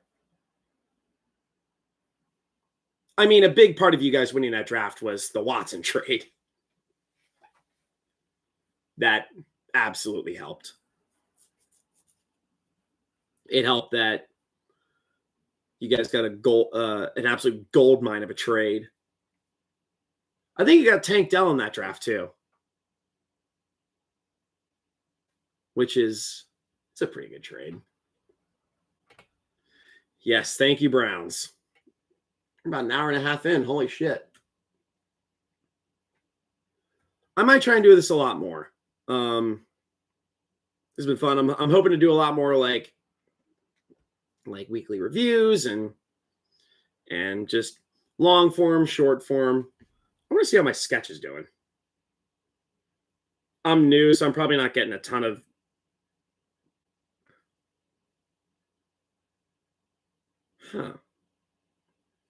I'm probably not getting a ton of traction on it. Oh. Okay. About 474. I got a couple subs. Welcome to the channel. I also do stand up as well. It's kind of what got me. It's like being a football fan and being a comic is kind of what got me into content creation. So it was like I combined two of my favorite things, my autistic special interests, which are football and jokes. And it's just like everything just kind of made sense. This is like the first year that I'm like actually like diving deep in. I have no idea what I can build. I'm super fucking new to this. I know I doubt I'll get like a following like Grassi or Bran or Perna, those guys, because I know how much work that takes. And I would love to do that work. Flacco at the 46-yard line, drops back to pass, checks it down, complete to David Njoku. Ball on the 46-yard line, or the 42-yard line, tackled on play by Barrett Carter. Doing play-by-play isn't as fun when every pass is a fucking check down. Well, thank you. That's very nice of you. Flacco drops back to pass, fires, batted in the air by, wow. Judy looked like he was playing cornerback on his own pass. Well, thank you, Eliza. That means a lot. I'm very new to this. Okay, so I also realized that so I have a skit I do on my TikTok and shorts and shit. It's called the NFL Therapist. And I realized yesterday that another guy, Wyatt's World, I think, kind of does something similar. And I haven't seen what he does. But I was worried oh shit, am I seeing this guy? I haven't really seen anything of what he does. I've seen a couple of his videos. Flacco drops back on the 43-yard line, fires over the middle. Oh, wow. Caught by Tillman, who just leveled the shit out of Geno Stone. Yeah, and I'm super new to editing and videography, and I mean I've been writing jokes for years, but thank you. That does help. But I'm it'd be really fun for it to be a job eventually, because I'll be a little candid here. I'm not the best at jobs and stuff. I've been fired from so many jobs, it's not even funny. But if I this is my passion project. If I could, as the handoff goes to Jerome Ford, he is tackled at the line of scrimmage by a swarm of Bengals. But yeah, it's if I could turn this into a job, because eventually I don't want to have to answer to fucking anybody. Yeah, it really is. And it's I know it's I've been firing off a lot of videos to pretty much, and I've had to put my faith in the algorithm. I don't have a ton of subs. I think I have just a shade under 200, but I'm trying to fire off videos to basically the algorithm, and I got to hope that it catches on. Ball is at the 32nd and 10. And what the hell is happening here? Timeout? Tell me the Browns wasted a timeout. Oh, delay a game. Let's party. But I've had to fire off videos to basically the algorithm. I don't have enough subs. I don't have subscribers. I don't have enough subscribers to really rely on yet. And I'll answer the super chats at the end of the show. I have none. Each team has 5 penalties, and for some reason, I thought that I thought it'd be a lot more. Flacco, by himself, drops back to pass, fires over the middle, caught by Sampson. He's about 1.5 yards short of the first down. 3rd and about 1.5 yards. Ball at about the 20-yard, like the 21.5-yard line. Yeah, it's like I've been lucky enough. I got to talk with Brand for a little bit about Benchmark Brand about just like content creation, and I like found out, like when we talked, I found out like he watched some of my videos, which is like super, super flattering. And he like told me like I have the comedic chops, which was super nice. I mean, like I've been doing stand-up for over a decade, so it's like as Sampson makes the catch, runs for the first, and wow!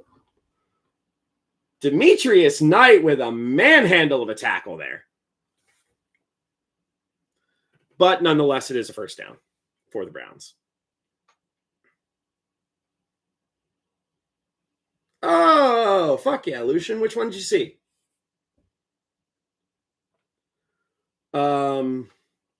Yeah, 5 point seems cool.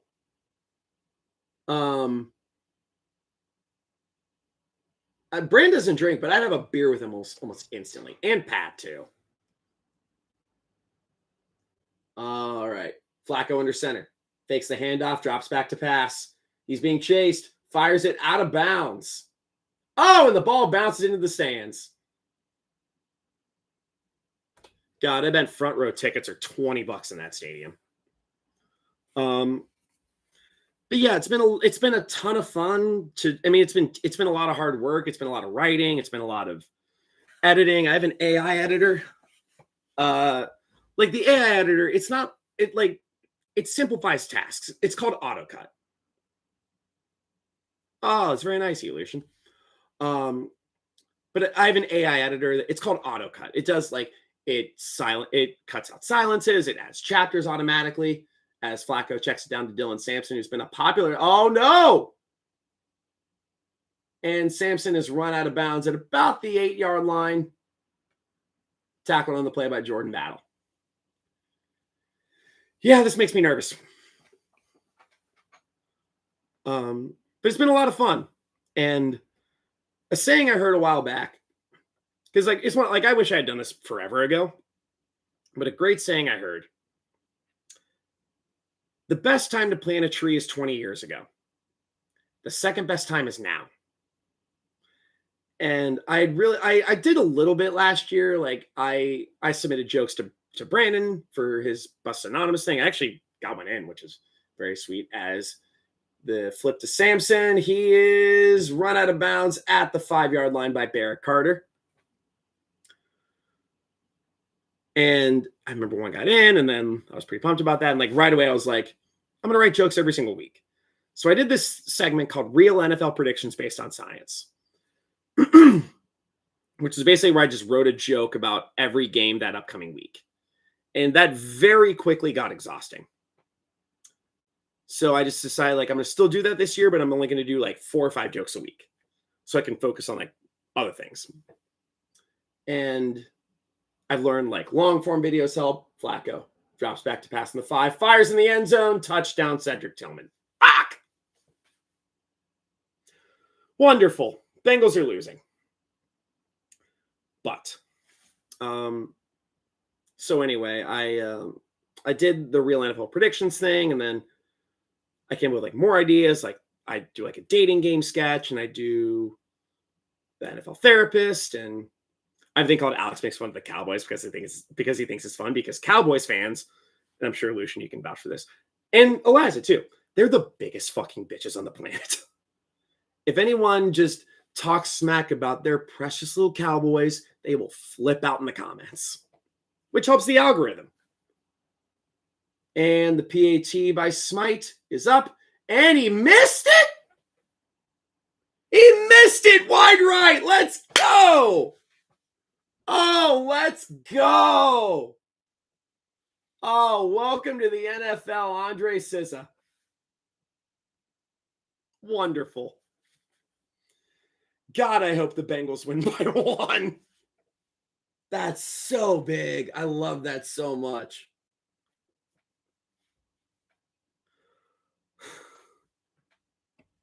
Okay. Wildest missed extra point ever. It was a Jags Saints game in 03. I'm estimating it was like 03. The Saints have like a Cal Stanford like 6 laterals type of play. And this is as time expired. They run it like 60 yards, several laterals, and they do that to go down by 1. And this is when extra points were 20 yards. The Saints kicker missed the extra point wide right, and I think that eliminated the Saints from the playoffs.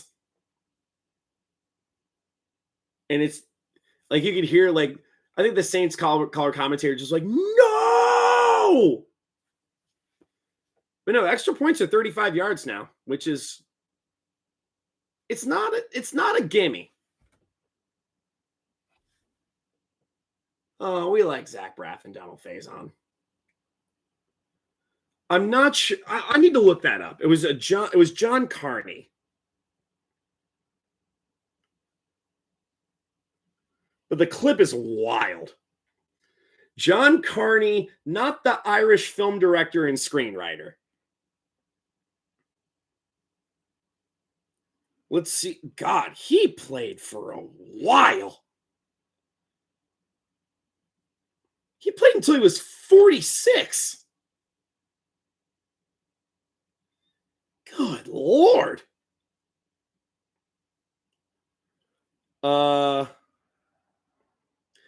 It did. The loss eliminated the Saints from playoff contention. It's a play called the River City Relay. It was absolutely insane. Let's check some scores, shall we? I'll check some texties. There we go. Oh, hey, there we go.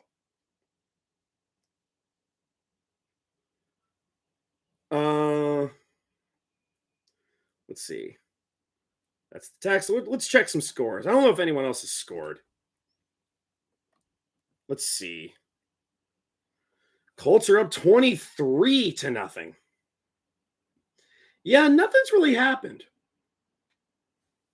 It's been kind of a slow week 1. But okay, so like I was saying, like I've really enjoyed content creation so far, and I don't know what I could build. I've had Bran in my corner a little bit. I don't want to bother him too much because like he's got his own shit to deal with, and I don't want to bug him, piss him off too much. He's also like a super fucking good dude. I talked to Pat for a while.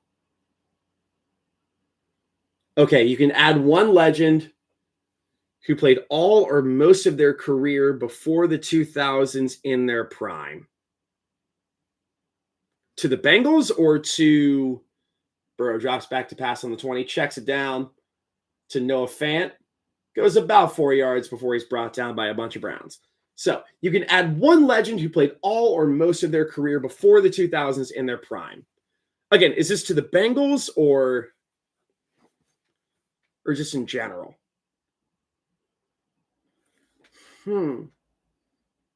My gut says Barry Sanders.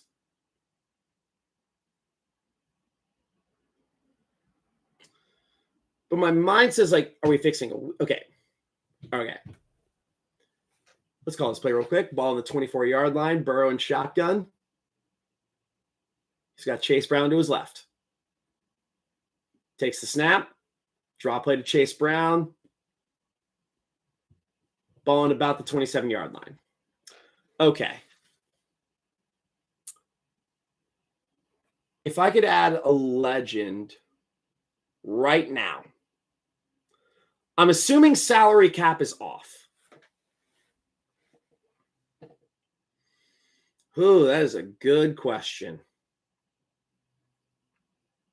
Like weakness, I'm going to say is like our offensive line or like our secondary.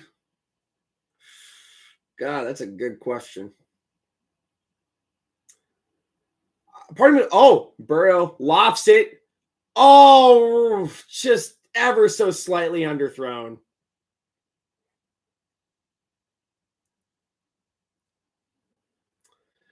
The Bengals look okay, but something just looks a little off right now.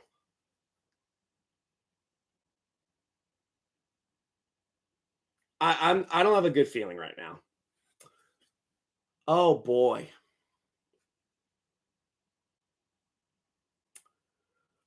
I want to shore up the defense. Even though he's a piece of shit. All right, I got my answer. Even though he's like kind of a piece of shit, I'm going to go Lawrence Taylor. One of the greatest linebackers to ever play the game. Oh, that's great pass defense. Stuck out his hand while he's just not even looking at the ball and tipped it away from Jamar Chase. That's impressive. But I am going to say Lawrence Taylor. He's basically Micah Parsons, but with a couple allegations. Raiders, Ashton Genty with his first career touchdown. That's exciting for the young fella. How's he doing so far? 7 rushes, 27 yards, and a touchdown. Jacoby Myers having himself a ball game. Christian Gonzalez is out. Jacoby Myers is having himself a ball game. I can tell you who's not. Tua Tagovailoa. 12 of 18 passing, 87 yards, no tutties, and 2 picks. Daniel Jones is doing awesome. 20 of 26 for 242 yards and a touchdown. The Daniel Jones-led Indianapolis Colts currently have more points than any team playing right now. God, if you're Daniel Jones, or if you're Mike McDaniel, your seat better be on fucking fire right now. I just don't think they handled the salary cap that well. Because they gave a lot of contracts to like, I wouldn't even say it's the Tua contract because you have to pay your quarterback. I think it's the Hill contract. I really think it's the Hill contract. Because they made him like an egregiously high-paid wide receiver. And they're giving him $30 million a year, even though he's over 30 now. I think the Hill contract did a lot of damage. Ball in the 25. Flacco drops back to pass, and he's brought down. B.J. Hill and Trey Hendrickson. Get them together.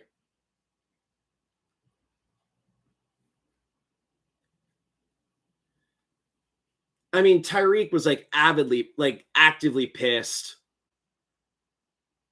that he was in Miami. God, we love Trey Hendrickson. Flacco, I formation, under center, fakes the handoff, drops back to pass, fires over the middle, picked off. Jordan Battle with the interception. Oh, what a catch! Oh, let's go, Jordan Battle. Oh, yes. He couldn't handle the pass. tipped it in the air, and Jordan Battle. Oh, that was not a good throw. Receiver was going one way, Flacco threw it the other way. Judy tried to recover. He couldn't. He tipped it in the air, and it went right to Jordan Battle. Oh, man.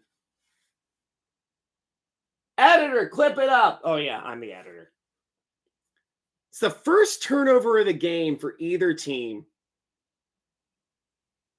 And they're in field goal range. Oh, that extra point miss is looking bigger and bigger and bigger.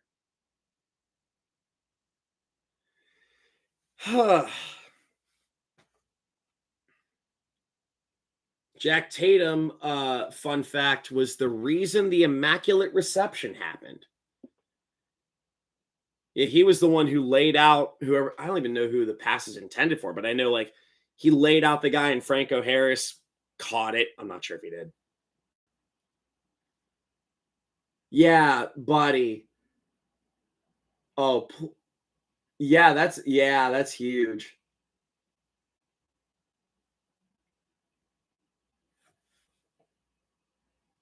All right, we're resuming in 15 minutes, but for now, Burrow has the ball on the Browns' 34-yard line, 1st and 10. 4:53 in the third quarter.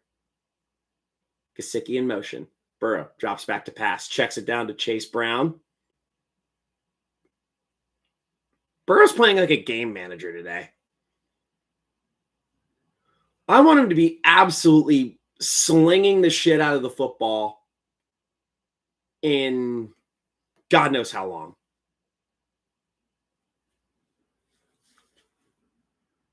Because the Bengals have Jacksonville next week. Ugh. How's my boy Ted McMillan doing? I think he only has 1 catch so far. Yep. Eliza, how much time is left in the game? I can't really see it. As Burrow drops back to pass, he's being chased. That's not grounding. Drew Sample is in the direction. Looks to be 3rd and 9.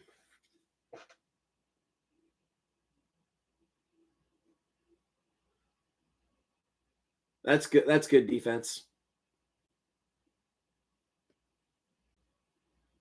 All right. 3rd and 9. Ball on the 33 or the 4 and 9 left in the third.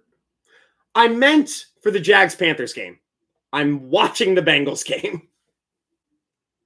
That was meaner than I meant it to be. Burrow drops back to pass. He fires to the right side. Caught by T. Higgins for the 1st down. I've met T. Higgins. Super, super nice dude. Also smell a little bit like the devil's lettuce. What a catch by T. Higgins. Just a good, solid throw.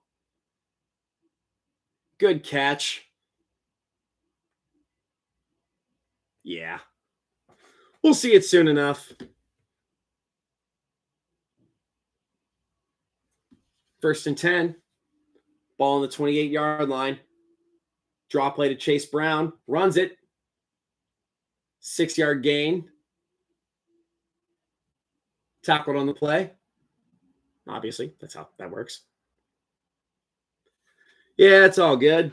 Let's see if anyone else has scored. No one. It's been kind of a slow week 1.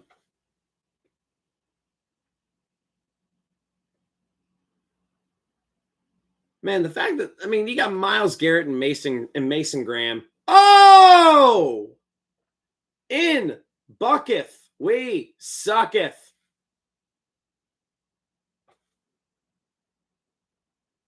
Oh, fucking A. Thank you, Ghost. Oh, throwing up the middle. Incomplete to Gesicki. 3rd and 4.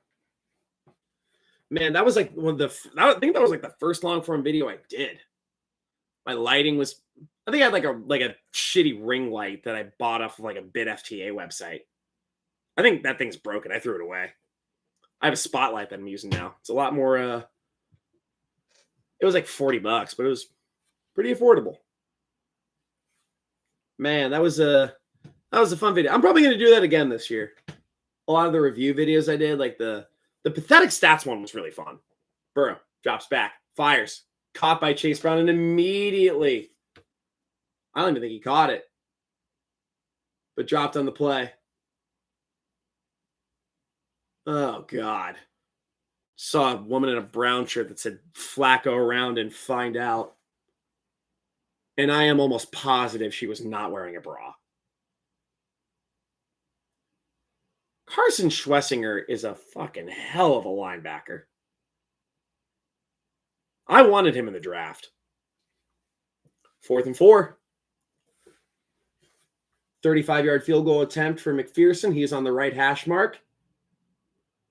Snap the ball. The kick is up. And right down Broadway.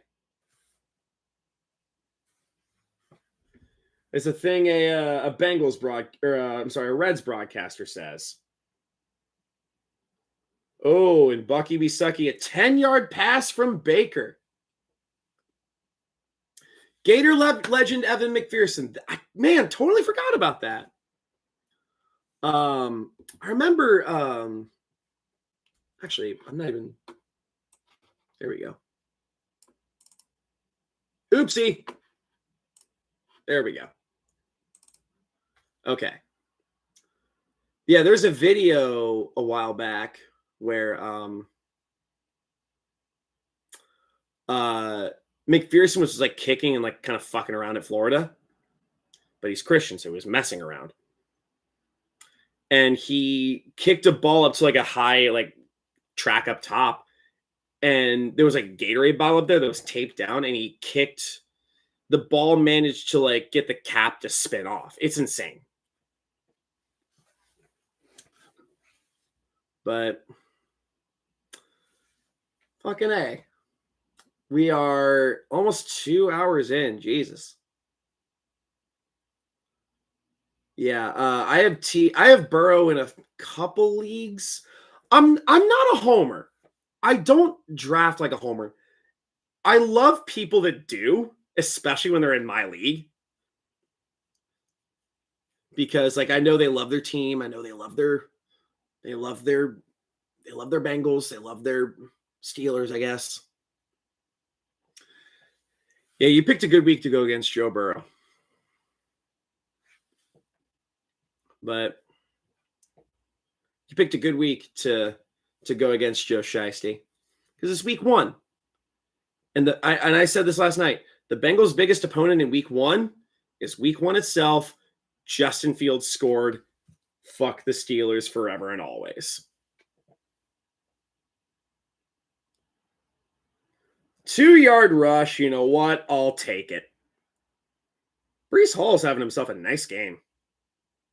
13 rushes for 88 yards. Garrett Wilson, 7 receptions, 95 yards and a tutty. And the extra point is good. I think the Jets are up by 9. They are. Fucking A. It's now 17-16. God, that missed extra point. I love when that has a huge impact on the final score. McPherson kicks it off. It is caught 1 yard inside the end zone. Brings it out, and he's brought down at about the 25-yard line, so there was no point in bringing it out at all.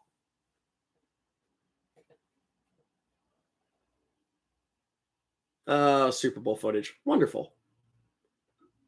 We like Devontae Smith. Let's see.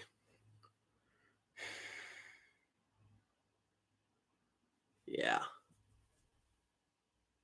Let's see. 17-16. Some more scores. Jags are up 10-3. Dolphins have still not scored,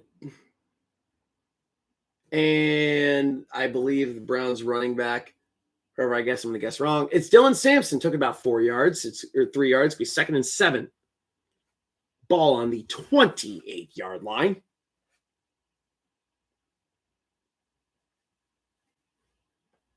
Oh, wow. So we still got time for a boy Tet. We are 2 hours in.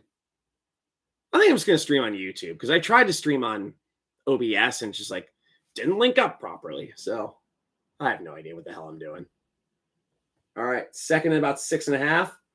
Flacco drops back, checks it down to Sampson. And he gets about 3 yards, brought down on the play by Logan Wilson. Stop checking it down. For fuck's sake. There have been so many of those. And then right when I say that, Baker checks, they do the highlight of Baker throwing to Bucky Irving. 3rd and 4. Ball on the 26. Flacco. He's got 4 in the backfield to his left. And Flacco drops back to pass. He fires over the middle. Caught by Cedric Tillman. He's running down to the 45, tackled on the play by Cam Taylor-Britt. Man, is anything happening? DJ Giddens. Okay, I see you, buddy. The JT kid's having a pretty good game. And I see Brand tweeted and Bucky, we sucky. Let's see, 26-17 Jets. All right. On the 44, hands it off to Jerome Ford. Didn't get really much anywhere. Tackled on the play by one Chris Jenkins Jr.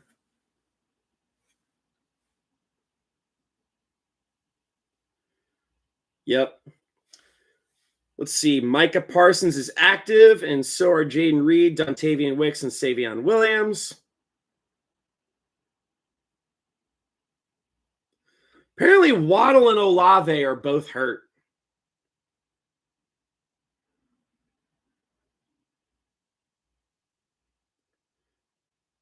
Yep. That's okay. I avoided both of them this year. I don't think I took Olave at all. I didn't want Jalen Waddle either, but it is the end of the third quarter. The Bengals are clinging to the lead, 17-16. There's a commercial of two people on an awkward date. In Bucky, we sucky.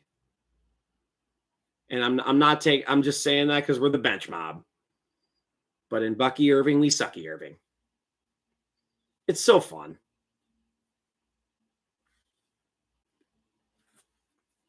I was all over him in my my big money league. I have like 9 fantasy leagues this year. It is entirely too much, and I'm getting smoked right now. God, my opponent is Garrett Wilson, Marvin Harrison, and Emeka Egbuka. God.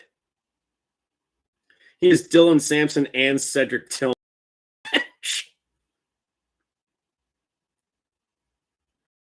Doing that well, but that's okay. Man, I'm trying to think what other Florida Gators are in the NFL right now. None immediately come to mind, and I feel bad. I think the Bengals had Zach Carter a few years ago, and he ended up being an absolute just non-existent player. He was like a defensive end. Let's think.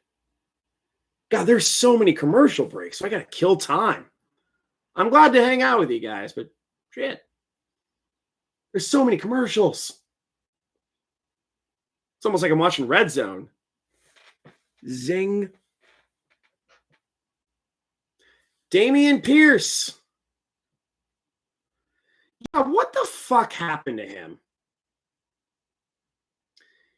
He had a really solid rookie season. I remember I drafted him as like my RB2 like his sophomore season, and he just shat the bed. Bobby Slowick happened. Man, Cleveland's a fun city. I do maintain that Cleveland's entire personality is pretending that they're better than Cincinnati. But Cleveland's fun in its own right. Flacco drops back.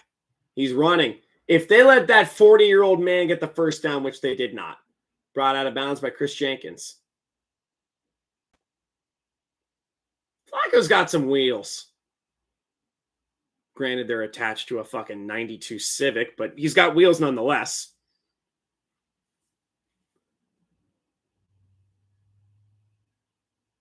God, if the Bengals lose, I'll be embarrassed for myself and my family. 3rd and 5. 14-26 in the ball game. Flacco drops back on 39, fires over the middle, caught by, dropped. He had it in his breadbasket and he dropped it. Harold Fannin had it and then he didn't. That was probably 3 inches too far out of his reach. He almost had it. Apparently Bryce Young just had a good play. 22-yard run. 4th and 5 on the Bengals 39. Flacco throws. Dropped by Jerry Jeudy. Oh, we love to see that. No offense, Browns.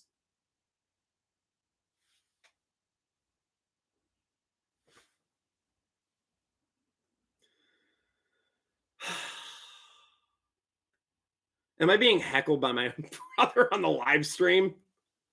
Christ. But I'll say something funny. Javonte Williams sucks.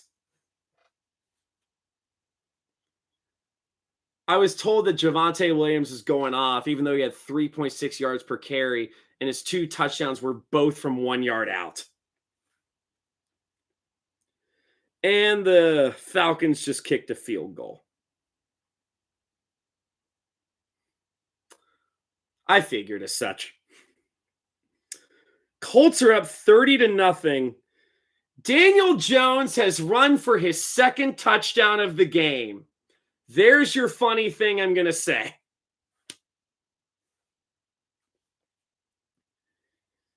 Daniel Jones.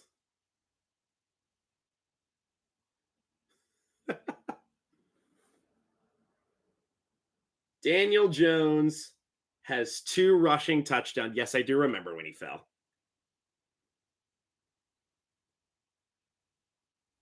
Golly.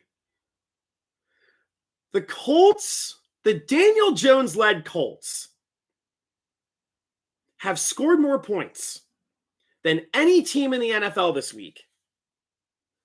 And that includes teams who have played complete games. Hilarious.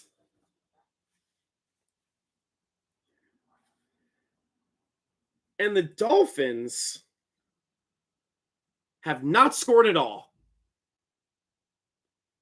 I'm Kevin Harlan at this point. I'm calling both games. Let's see, 20-10. Cardinals are up on the Saints. Raiders are up 14-10 on the Patriots. Brock Bowers, 5 receptions, a $103. How are the Pats doing? Ramondre Stevenson, 7 rushes for 15 yards, while Travion Henderson has 5 for 27. Jacoby Myers having a good game, 6 receptions for 85 yards.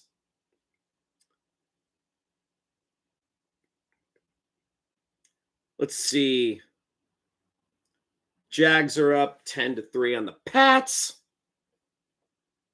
as Chase Brown goes absolutely nowhere on first down.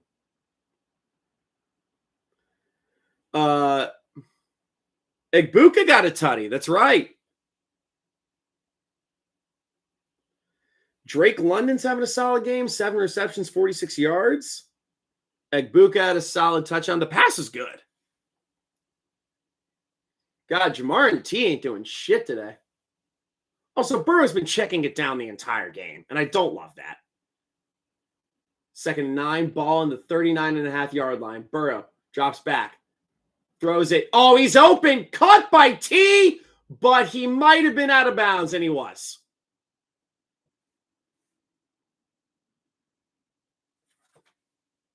Solid play, solid catch, but good tackle. And he only got 1 foot down. Sucks, but he got 1 foot down. 3rd and 9. 13:23 remaining in the game. This is more brutal than people realize. Bengals are 7 of 10 on 3rd down. Ball in the 39.5-yard line. I forgot that Myles Garrett's on the field until now. And is Burrow calling a timeout? You bet your ass he is. Jags have the ball on the 20-yard line. Travis Etienne just ran the ball 71 yards. Looks like Jalen Warren got a tutty. I am blown away that Daniel Jones is putting a whooping up on the Dolphins. I'm just going to spend all day after this game. I'm going to finish the bowl skyline. It was not a touchdown. It was just a run. And Bashal Tootin has his first NFL carry. It was an 8-yard carry. Toot, toot, motherfuckers. 39-yard line. 3rd and 9. Samaje, the lone setback. Burrow drops back to pass. Fires to the left. And incomplete to Chase.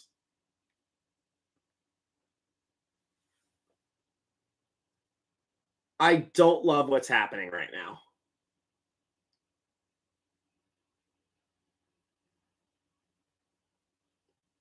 Burrow is playing like a game manager right now, and I fucking hate it.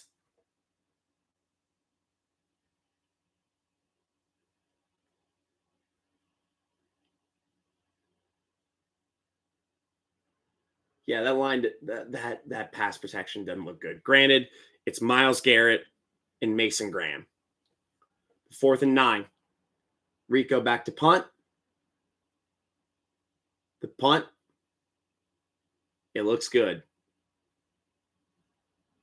And it's in the end zone for a touchback. 2nd and 2 on the 12 for the Jags. It's the 2-minute warning for the first half because of weather.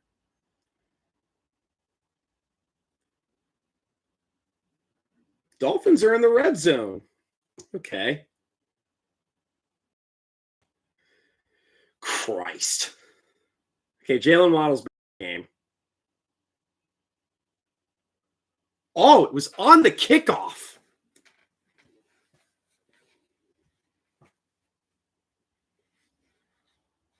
I think Gibson fumbled and was recovered by the ultimate Philadelphia Eagles fantasy football handcuff, Kenneth Gainwell. Golly. Week 1 football always makes me nervous. And I think being a Bengals fan has done that for me. I don't know why. I don't know how. It just does.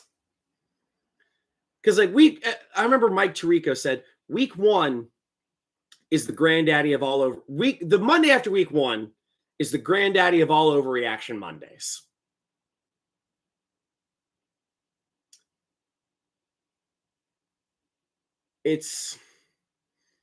Everyone freaks out.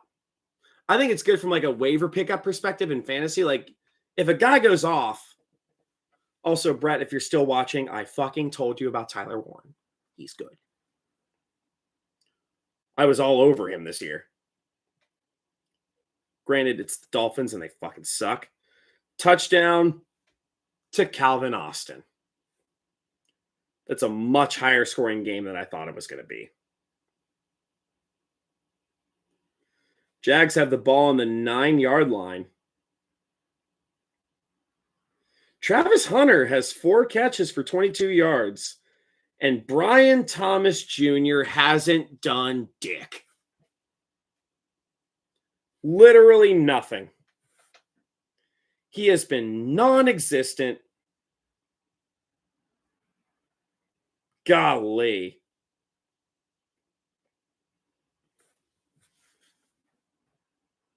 Man, they're showing old Bengals Browns footage with Ken Anderson and God knows who.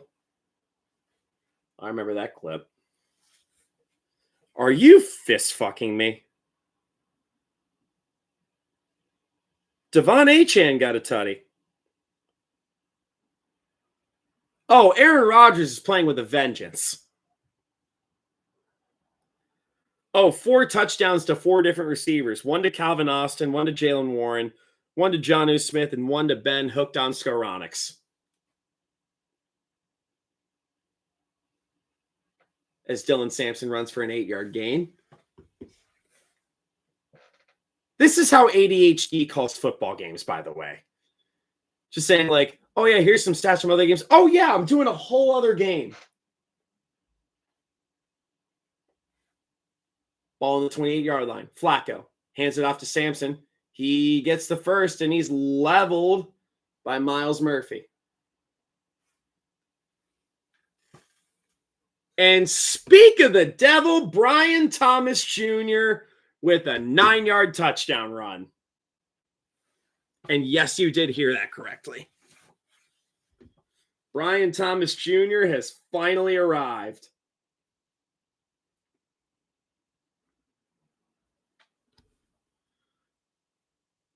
We'll see with the Jets. I don't know what's going to happen. Flacco, 1st and 10. Fakes it to Sampson, drops back.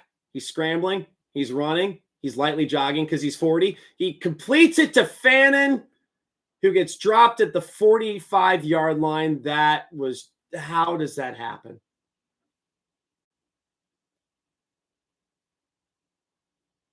Oh, and the Dolphins got the 2-point conversion too.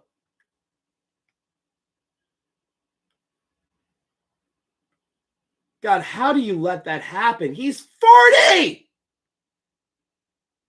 It's brutal. Jesus. But 1st and 10 on the 45, 11 to go. Flacco fakes the handoff. He's in the backfield, checks it down to Jerome Ford, and brought down in the backfield by Oren Burks. That is a 5-yard loss right there. Oh, what a play. I believe they're right at midfield. That's good pass defense. That's good defense by BJ Hill. That's just good defense overall. 2nd and 13. Ball in the 48. Flacco in shotgun. Drops back. Fires over the middle. Caught by Fannin. How many catches does Fannin have at this point?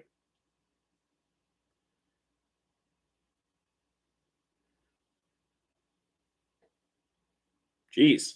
Not as many as I thought. Sampson's the leading receiver. He's got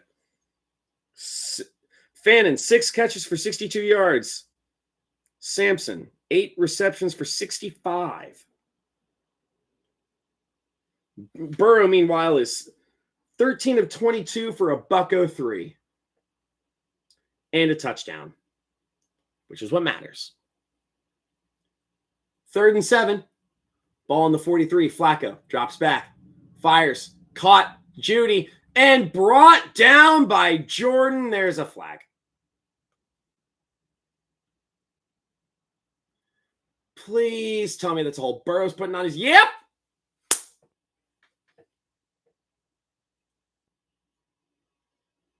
Holding on the offense. Penalties declined. Oh, DeJuan Jones. Yep. That's the 2nd holding penalty of the game on DeJuan Jones, as far as I know. Yes, I am kidding. Any scores? None of late. Corey Bjorquez drops back to punt. Doesn't even lift his plant leg. Nope. Goes back into the end zone for a touchback. We got 9:22 in the fourth. All Joe Burrow has to do is manage the game.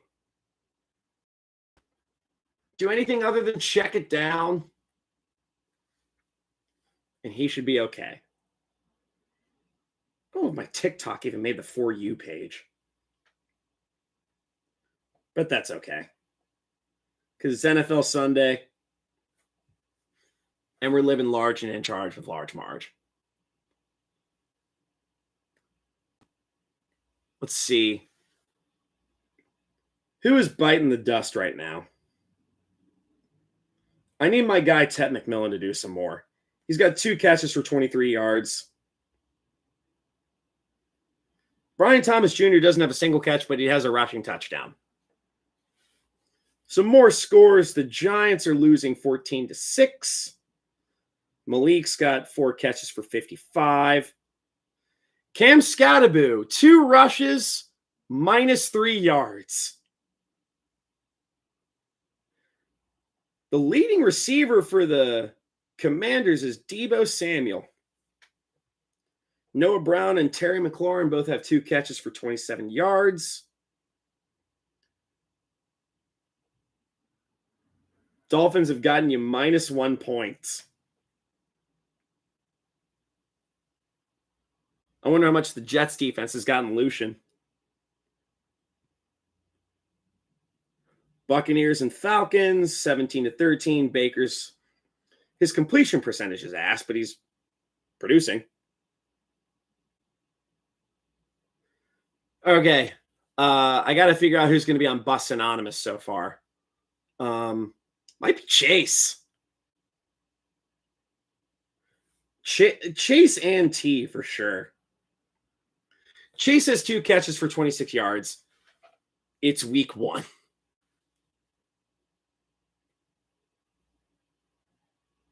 Bus Anonymous might be my parlays this week.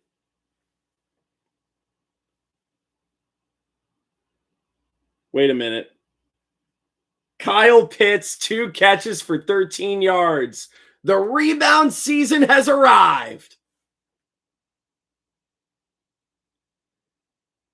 Bijan Robinson has had quite the game today. 5 catches, 94 yards, and a touchdown. Bengals are on their own 20-yard line, 1st and 10 with 9:22 remaining. Burrow in shotgun, Chase in motion. Fakes the handoff to Chase. He's being pressured and sacked on the play by none other than Myles Garrett. Wonderful.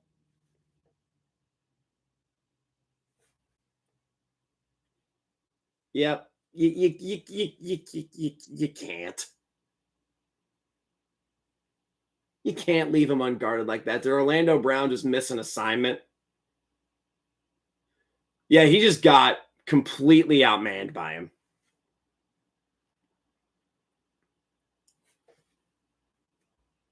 That sucked. Yeah, a lot of throws to Penix. Oh, man. The Browns are pumped up like they don't know what the fucking score is. Jets have the ball on the Steelers' 14-yard line. Breece Hall has topped the century mark. Let's see what else is happening. Meghan Trainor's in a State Farm commercial.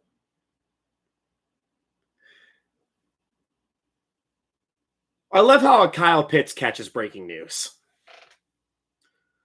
Also, I don't know if you guys know this, but Meghan Trainor is married to the guy who played Junie in Spy Kids.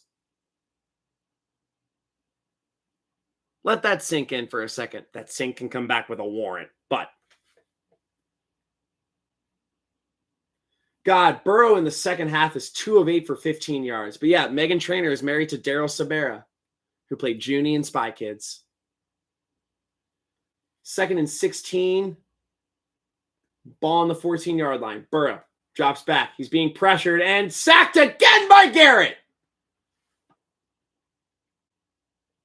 Yeah, Megan Trainor and Daryl Sabera are a thing.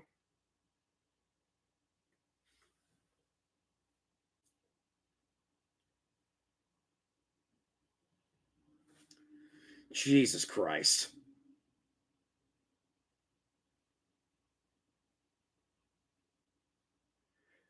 Just got a notification. Brock Bowers is questionable to return with a knee injury. That's fun. Burrow drops back. He's in his own end zone. And he's brought down again. What a brutal possession.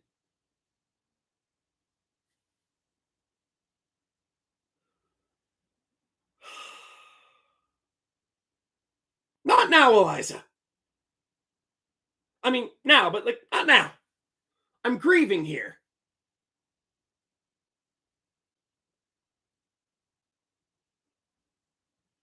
Did Myles Garrett just have 3 sacks on the last 3 plays alone? Rico has his fucking heel on the back of the end zone right now. Yeet this to the moon.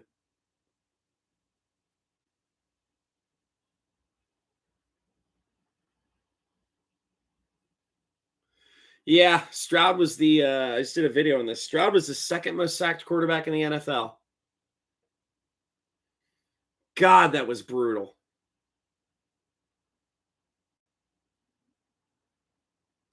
There's a guy with a shirt that says, "We almost always almost win." And if that doesn't tell the story, did Pitts seriously fumble?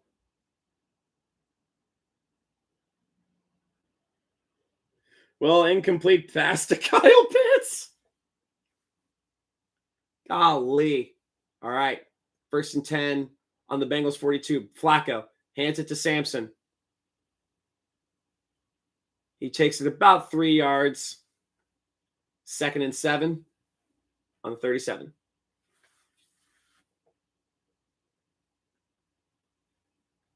Lucian, am I going to see you on Grassi's stream later? Because if so, I'm fucking all in. Because my God, Burrow looks dazed right now. I'll see you there, brother. 7 people. I don't know. God, Zach Taylor just looks. Oh God. I don't like what's happening right now. But it's 2nd and 7, 6:34 remaining in the game. I'll probably soupy chat him up and tell him how excited I was. This is kind of a last minute decision. So just to reiterate, I'm only doing the road games because I'm one of those people. I'll be at the Jags game next week.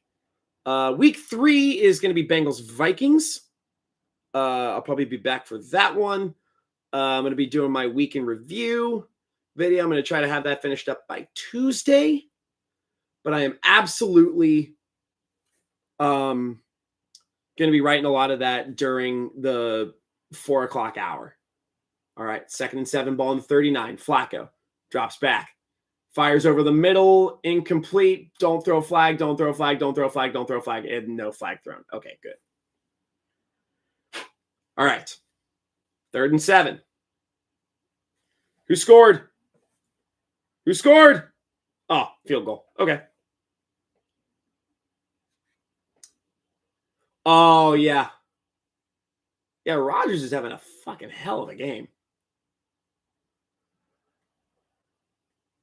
All right. 3rd and 7 is a big one. Flacco drops back to pass, fires over the middle, caught by Judy, and it's a 1st down on the 26.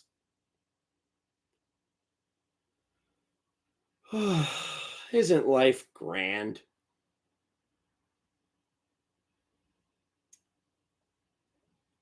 I don't know what it is. I am just despondent right now. I'm just like, what is happening? Flacco drops back, checks it down, and incomplete to Cedric Tillman. I just realized the Bengals have one timeout. And there's a flag. Oh, illegal man downfield.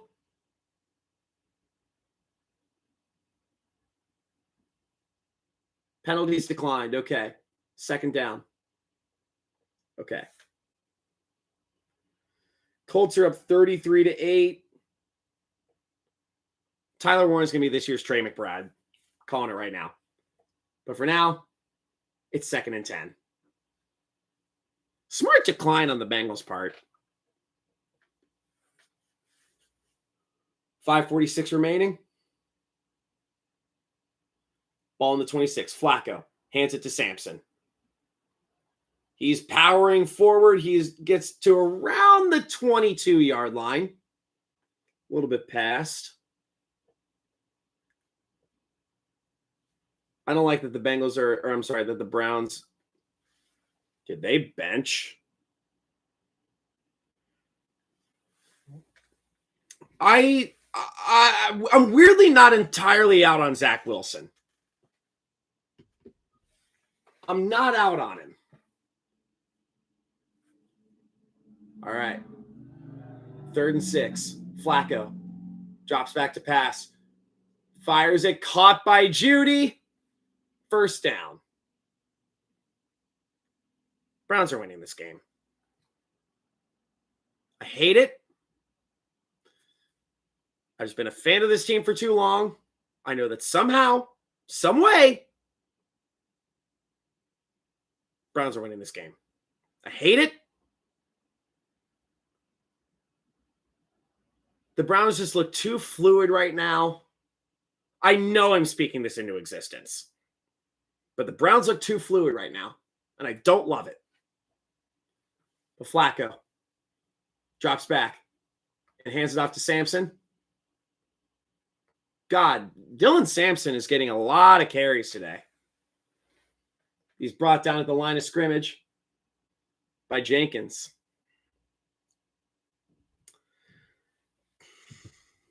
Yeah.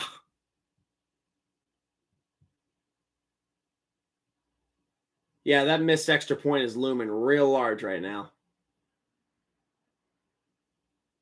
Oh, that wasn't even close either. Jets going for 2. How'd they score? All right, caught by Fannin. Got 1 yard on the play.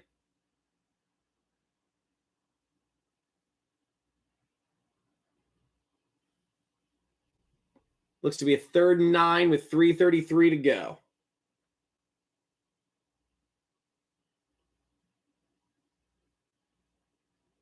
Let's see who scored.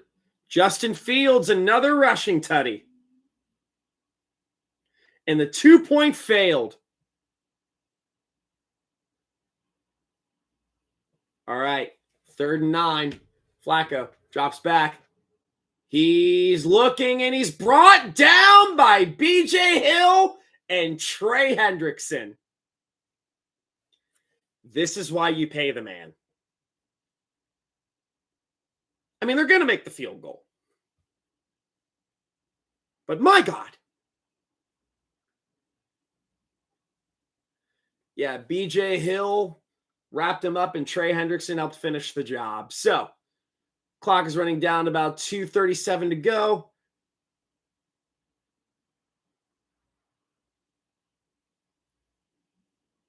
Eliza, please tell me you're not kidding. It's no good! Oh, it's no good! Oh my God! Oh. Oh.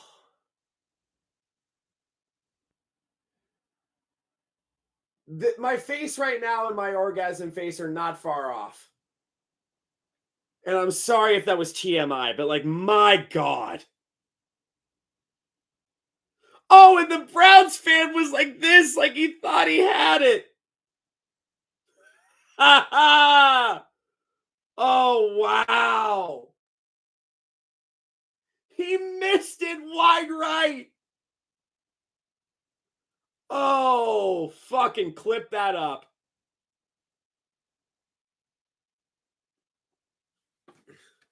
Sorry about the visual there, folks, but like,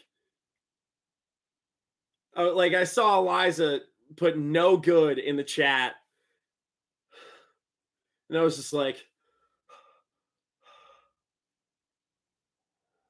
oh man. Oh wow. It is 17-16.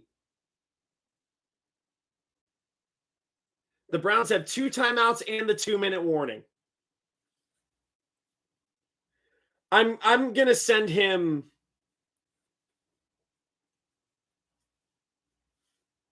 It's Andre Smite, I want to say.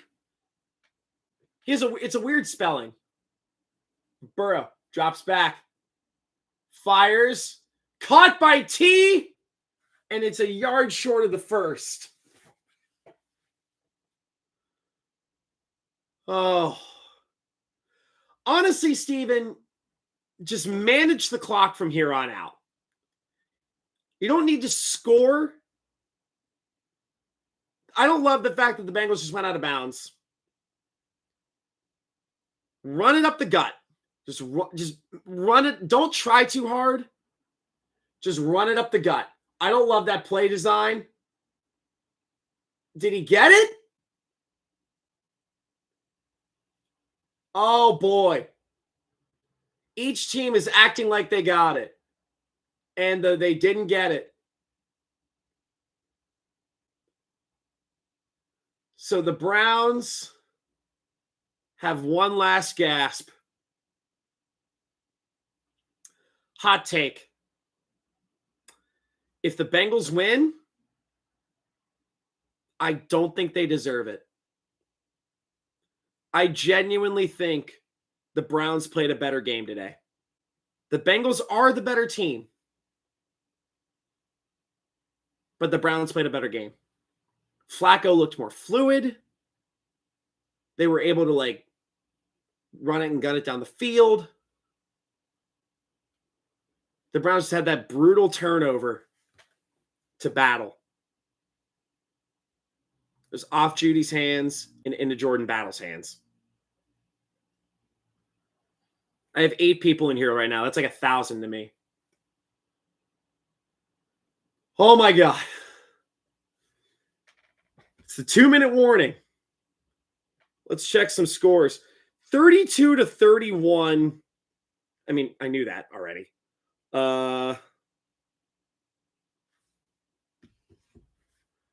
Yeah, I really do think the Browns have played a better game today. Like their offense looks way better than the Bengals offense. It's just like the Bengals are way more talented.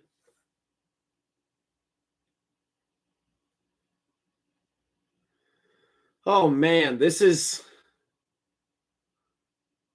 And I said this before the game. There was a guy in Houday Nation, the Bengals group I help run. He's like, the Bengals need a statement win. I'm like, this is week 1. The Bengals' biggest opponent in week 1 is week 1 itself. The Bengals just need to win at all. I don't care how it is. The Bengals get hot down the season anyway. Just start 1-0, especially in your division. Get a win on the road in your division. I know they're the Browns. They're not going to be that good this year, especially on offense. Sampson looks great. I wonder how much different it would be if Judkins was playing today, because I saw that Judkins is probably going to be playing next week. The Bengals offense right now still has a lot of rust they need to deal with. All right. Timeout. Oh, sorry. 4th and 1, and they are going for it. They're going for it. All right, Burrow and shotgun. I'm not looking at the chat until this play is over. Burrow and shotgun. I think they're going to try and draw him off sides here. I don't think they snap the ball. I do not think they snap the ball.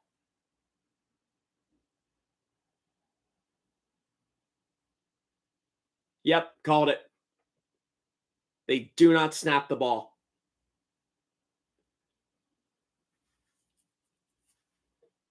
Quincy Williams, sack on Aaron Rodgers. And there was a recent touchdown.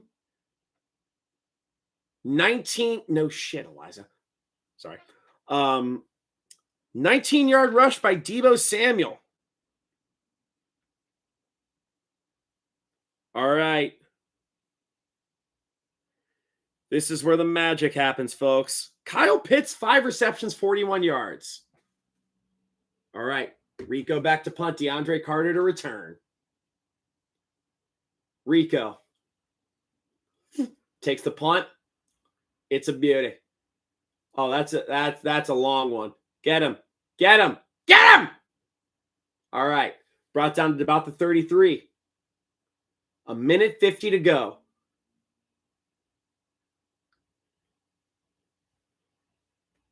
The Bengals defense has to make a stop. Keep them out of field goal range like your life depends on it. I don't know what Kevin Kugler and Daryl Johnston are saying, but I'm assuming it's football related. And wow, they fumbled. All right. Ball in the 33. Flacco in shotgun. He's got Jerome Ford to his right. Drops back. Checks it down to Njoku. Gets about 9 on the play. Let the clock run. Let the clock. Well, ugh. What scares me is that the Browns are going to get in field goal range and let their kicker biff it. Flacco drops back again. It's going to be complete. I don't care. Oh! He picked it off! DJ Turner! Oh!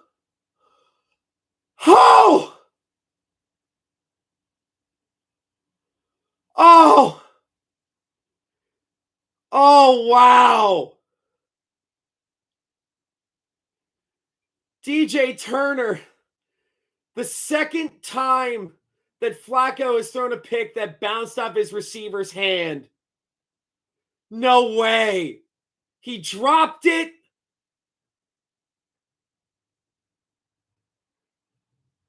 Oh my God.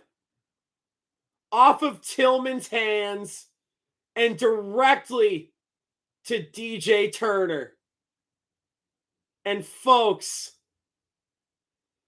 that might be your ball game. DJ Turner needed that play, man.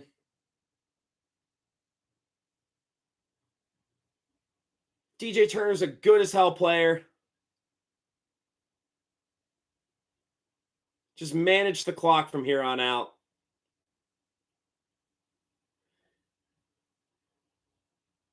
The defense showed up,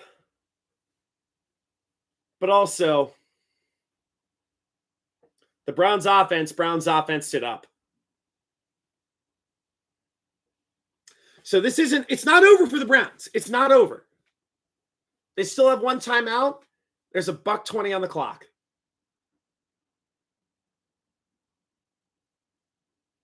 But the Bengals are in field goal range. They can make this a 4-point game.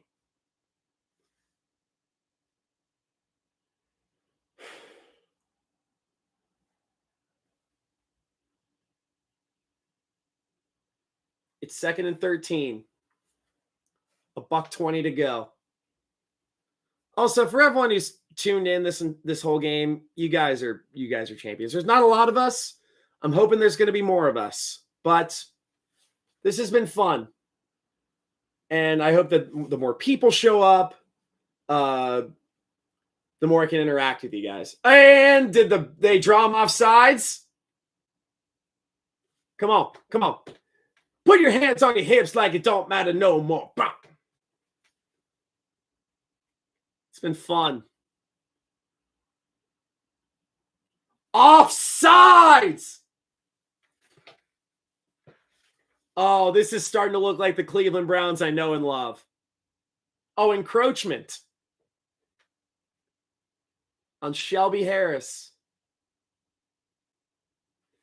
Is that Shelby Harris or am I correct?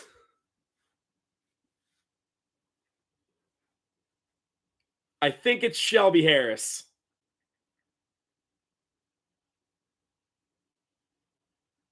Yeah, still kicking it. All right, 2nd and 8. Ball on the 37.5-yard line. Burrow under center. And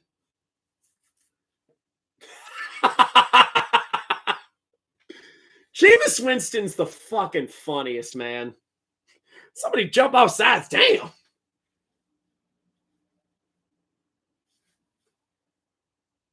All right.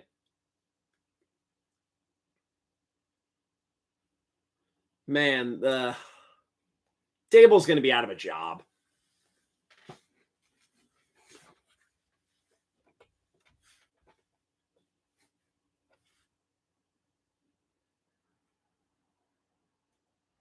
Oh, man.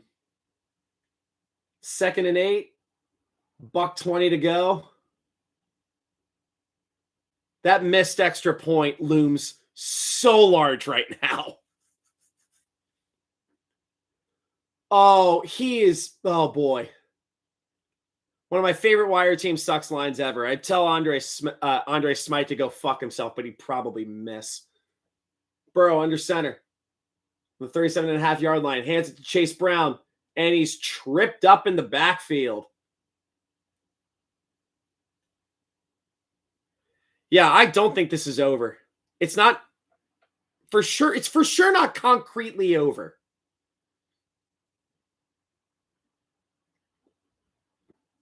This should be 2017 Browns right now.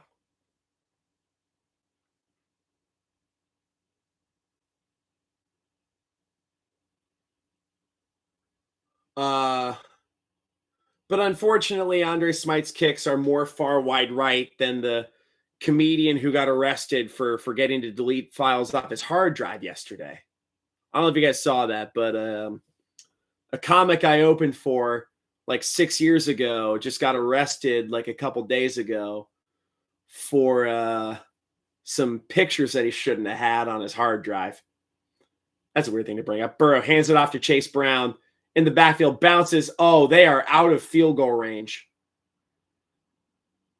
This sucks. This is not over. Best course of action right now for the Bengals. Delay a game and Rico punt it. Yes, correct. But it's the week 1 Bengals. It is not over until the fat lady sings.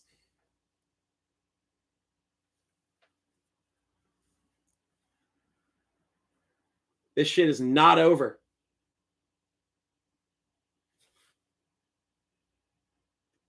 All right. So delay a game. That's exactly what they needed to do. Man. We do, but it's like a 60-something yard field goal. It would be like a 60-something yard field goal. So just punt it, pin the Browns deep. They have no timeouts, and they're down by 1. Yep, that's exactly what they needed to do. Punt formation. 4th and 20. Rico to punt. He's at his own 35 and gets it away. And let's go on their own 1-yard line.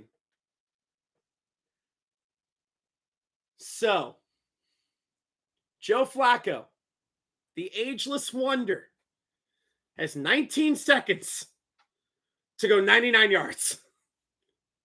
I think he can do it. Oh.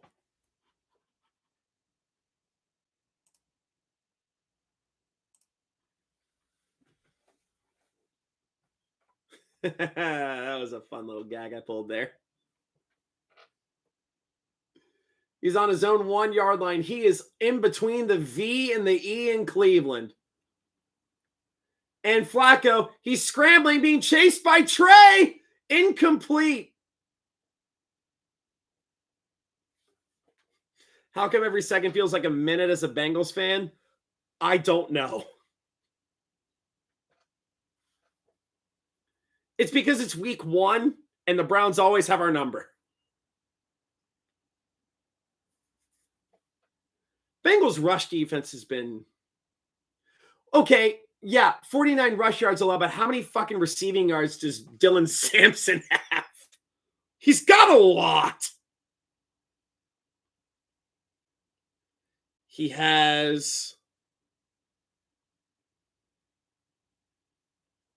got 64 receiving yards.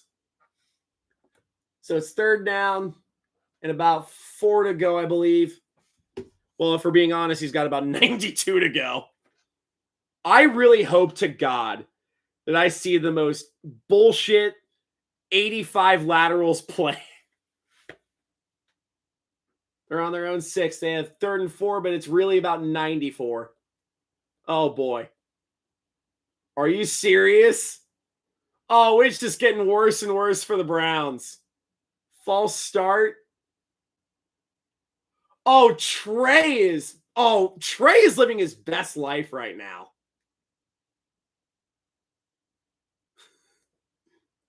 Trey Hendrickson is living his best life right now.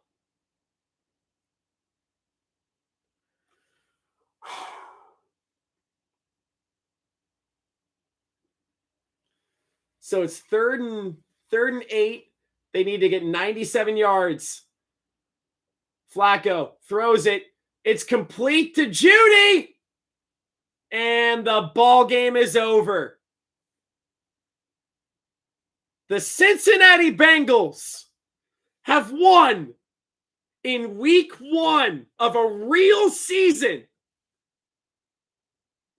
This is the first week 1 victory for the Bengals since 2021.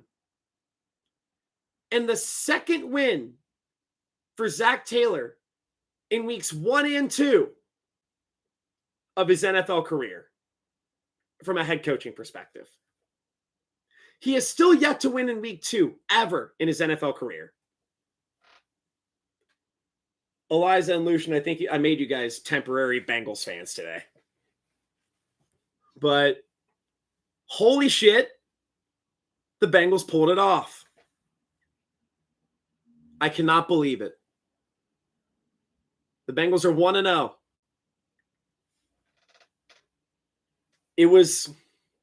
I was like, I don't care how they win. I just want them to win.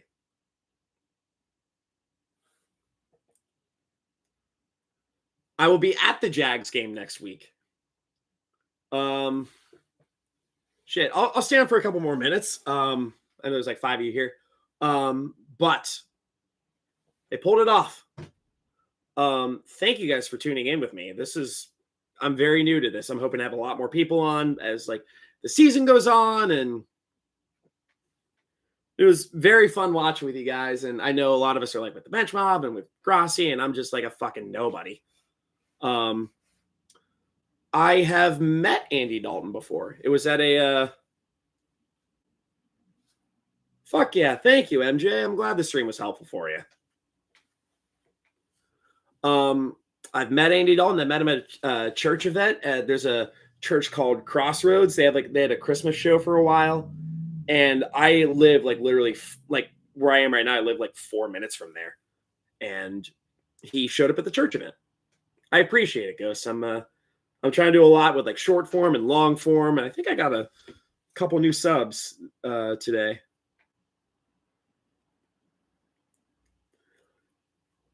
But it's like I want to do like all NFL and all the NFL but like with like a thing like, hey, I like the Bengals, but I want to follow as much of the NFL as I possibly can. I want to cover as much of the NFL as I possibly can. And the Steelers are winning. We don't like the Steelers. But fucking A. I have not met Anthony Munoz before. Oh, wow. Wait, what the fuck just happened? Okay, so what's this?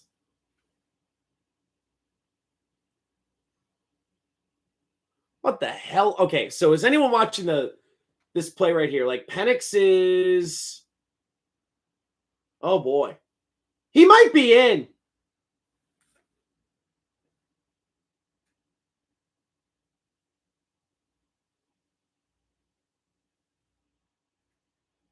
His show is a converted church just up the road from my parents' house. Fucking A.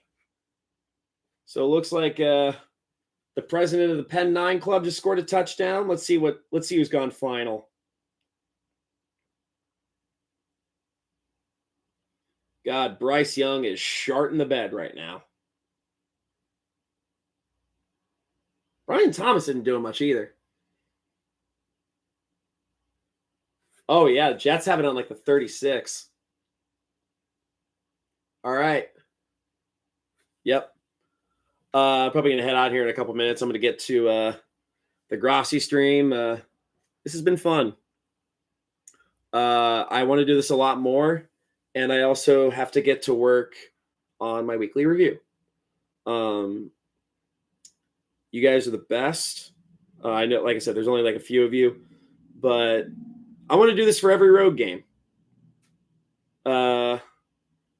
Also, so the Bengals play the Patriots, which are Carney's team, and which is Brandon Carney's team.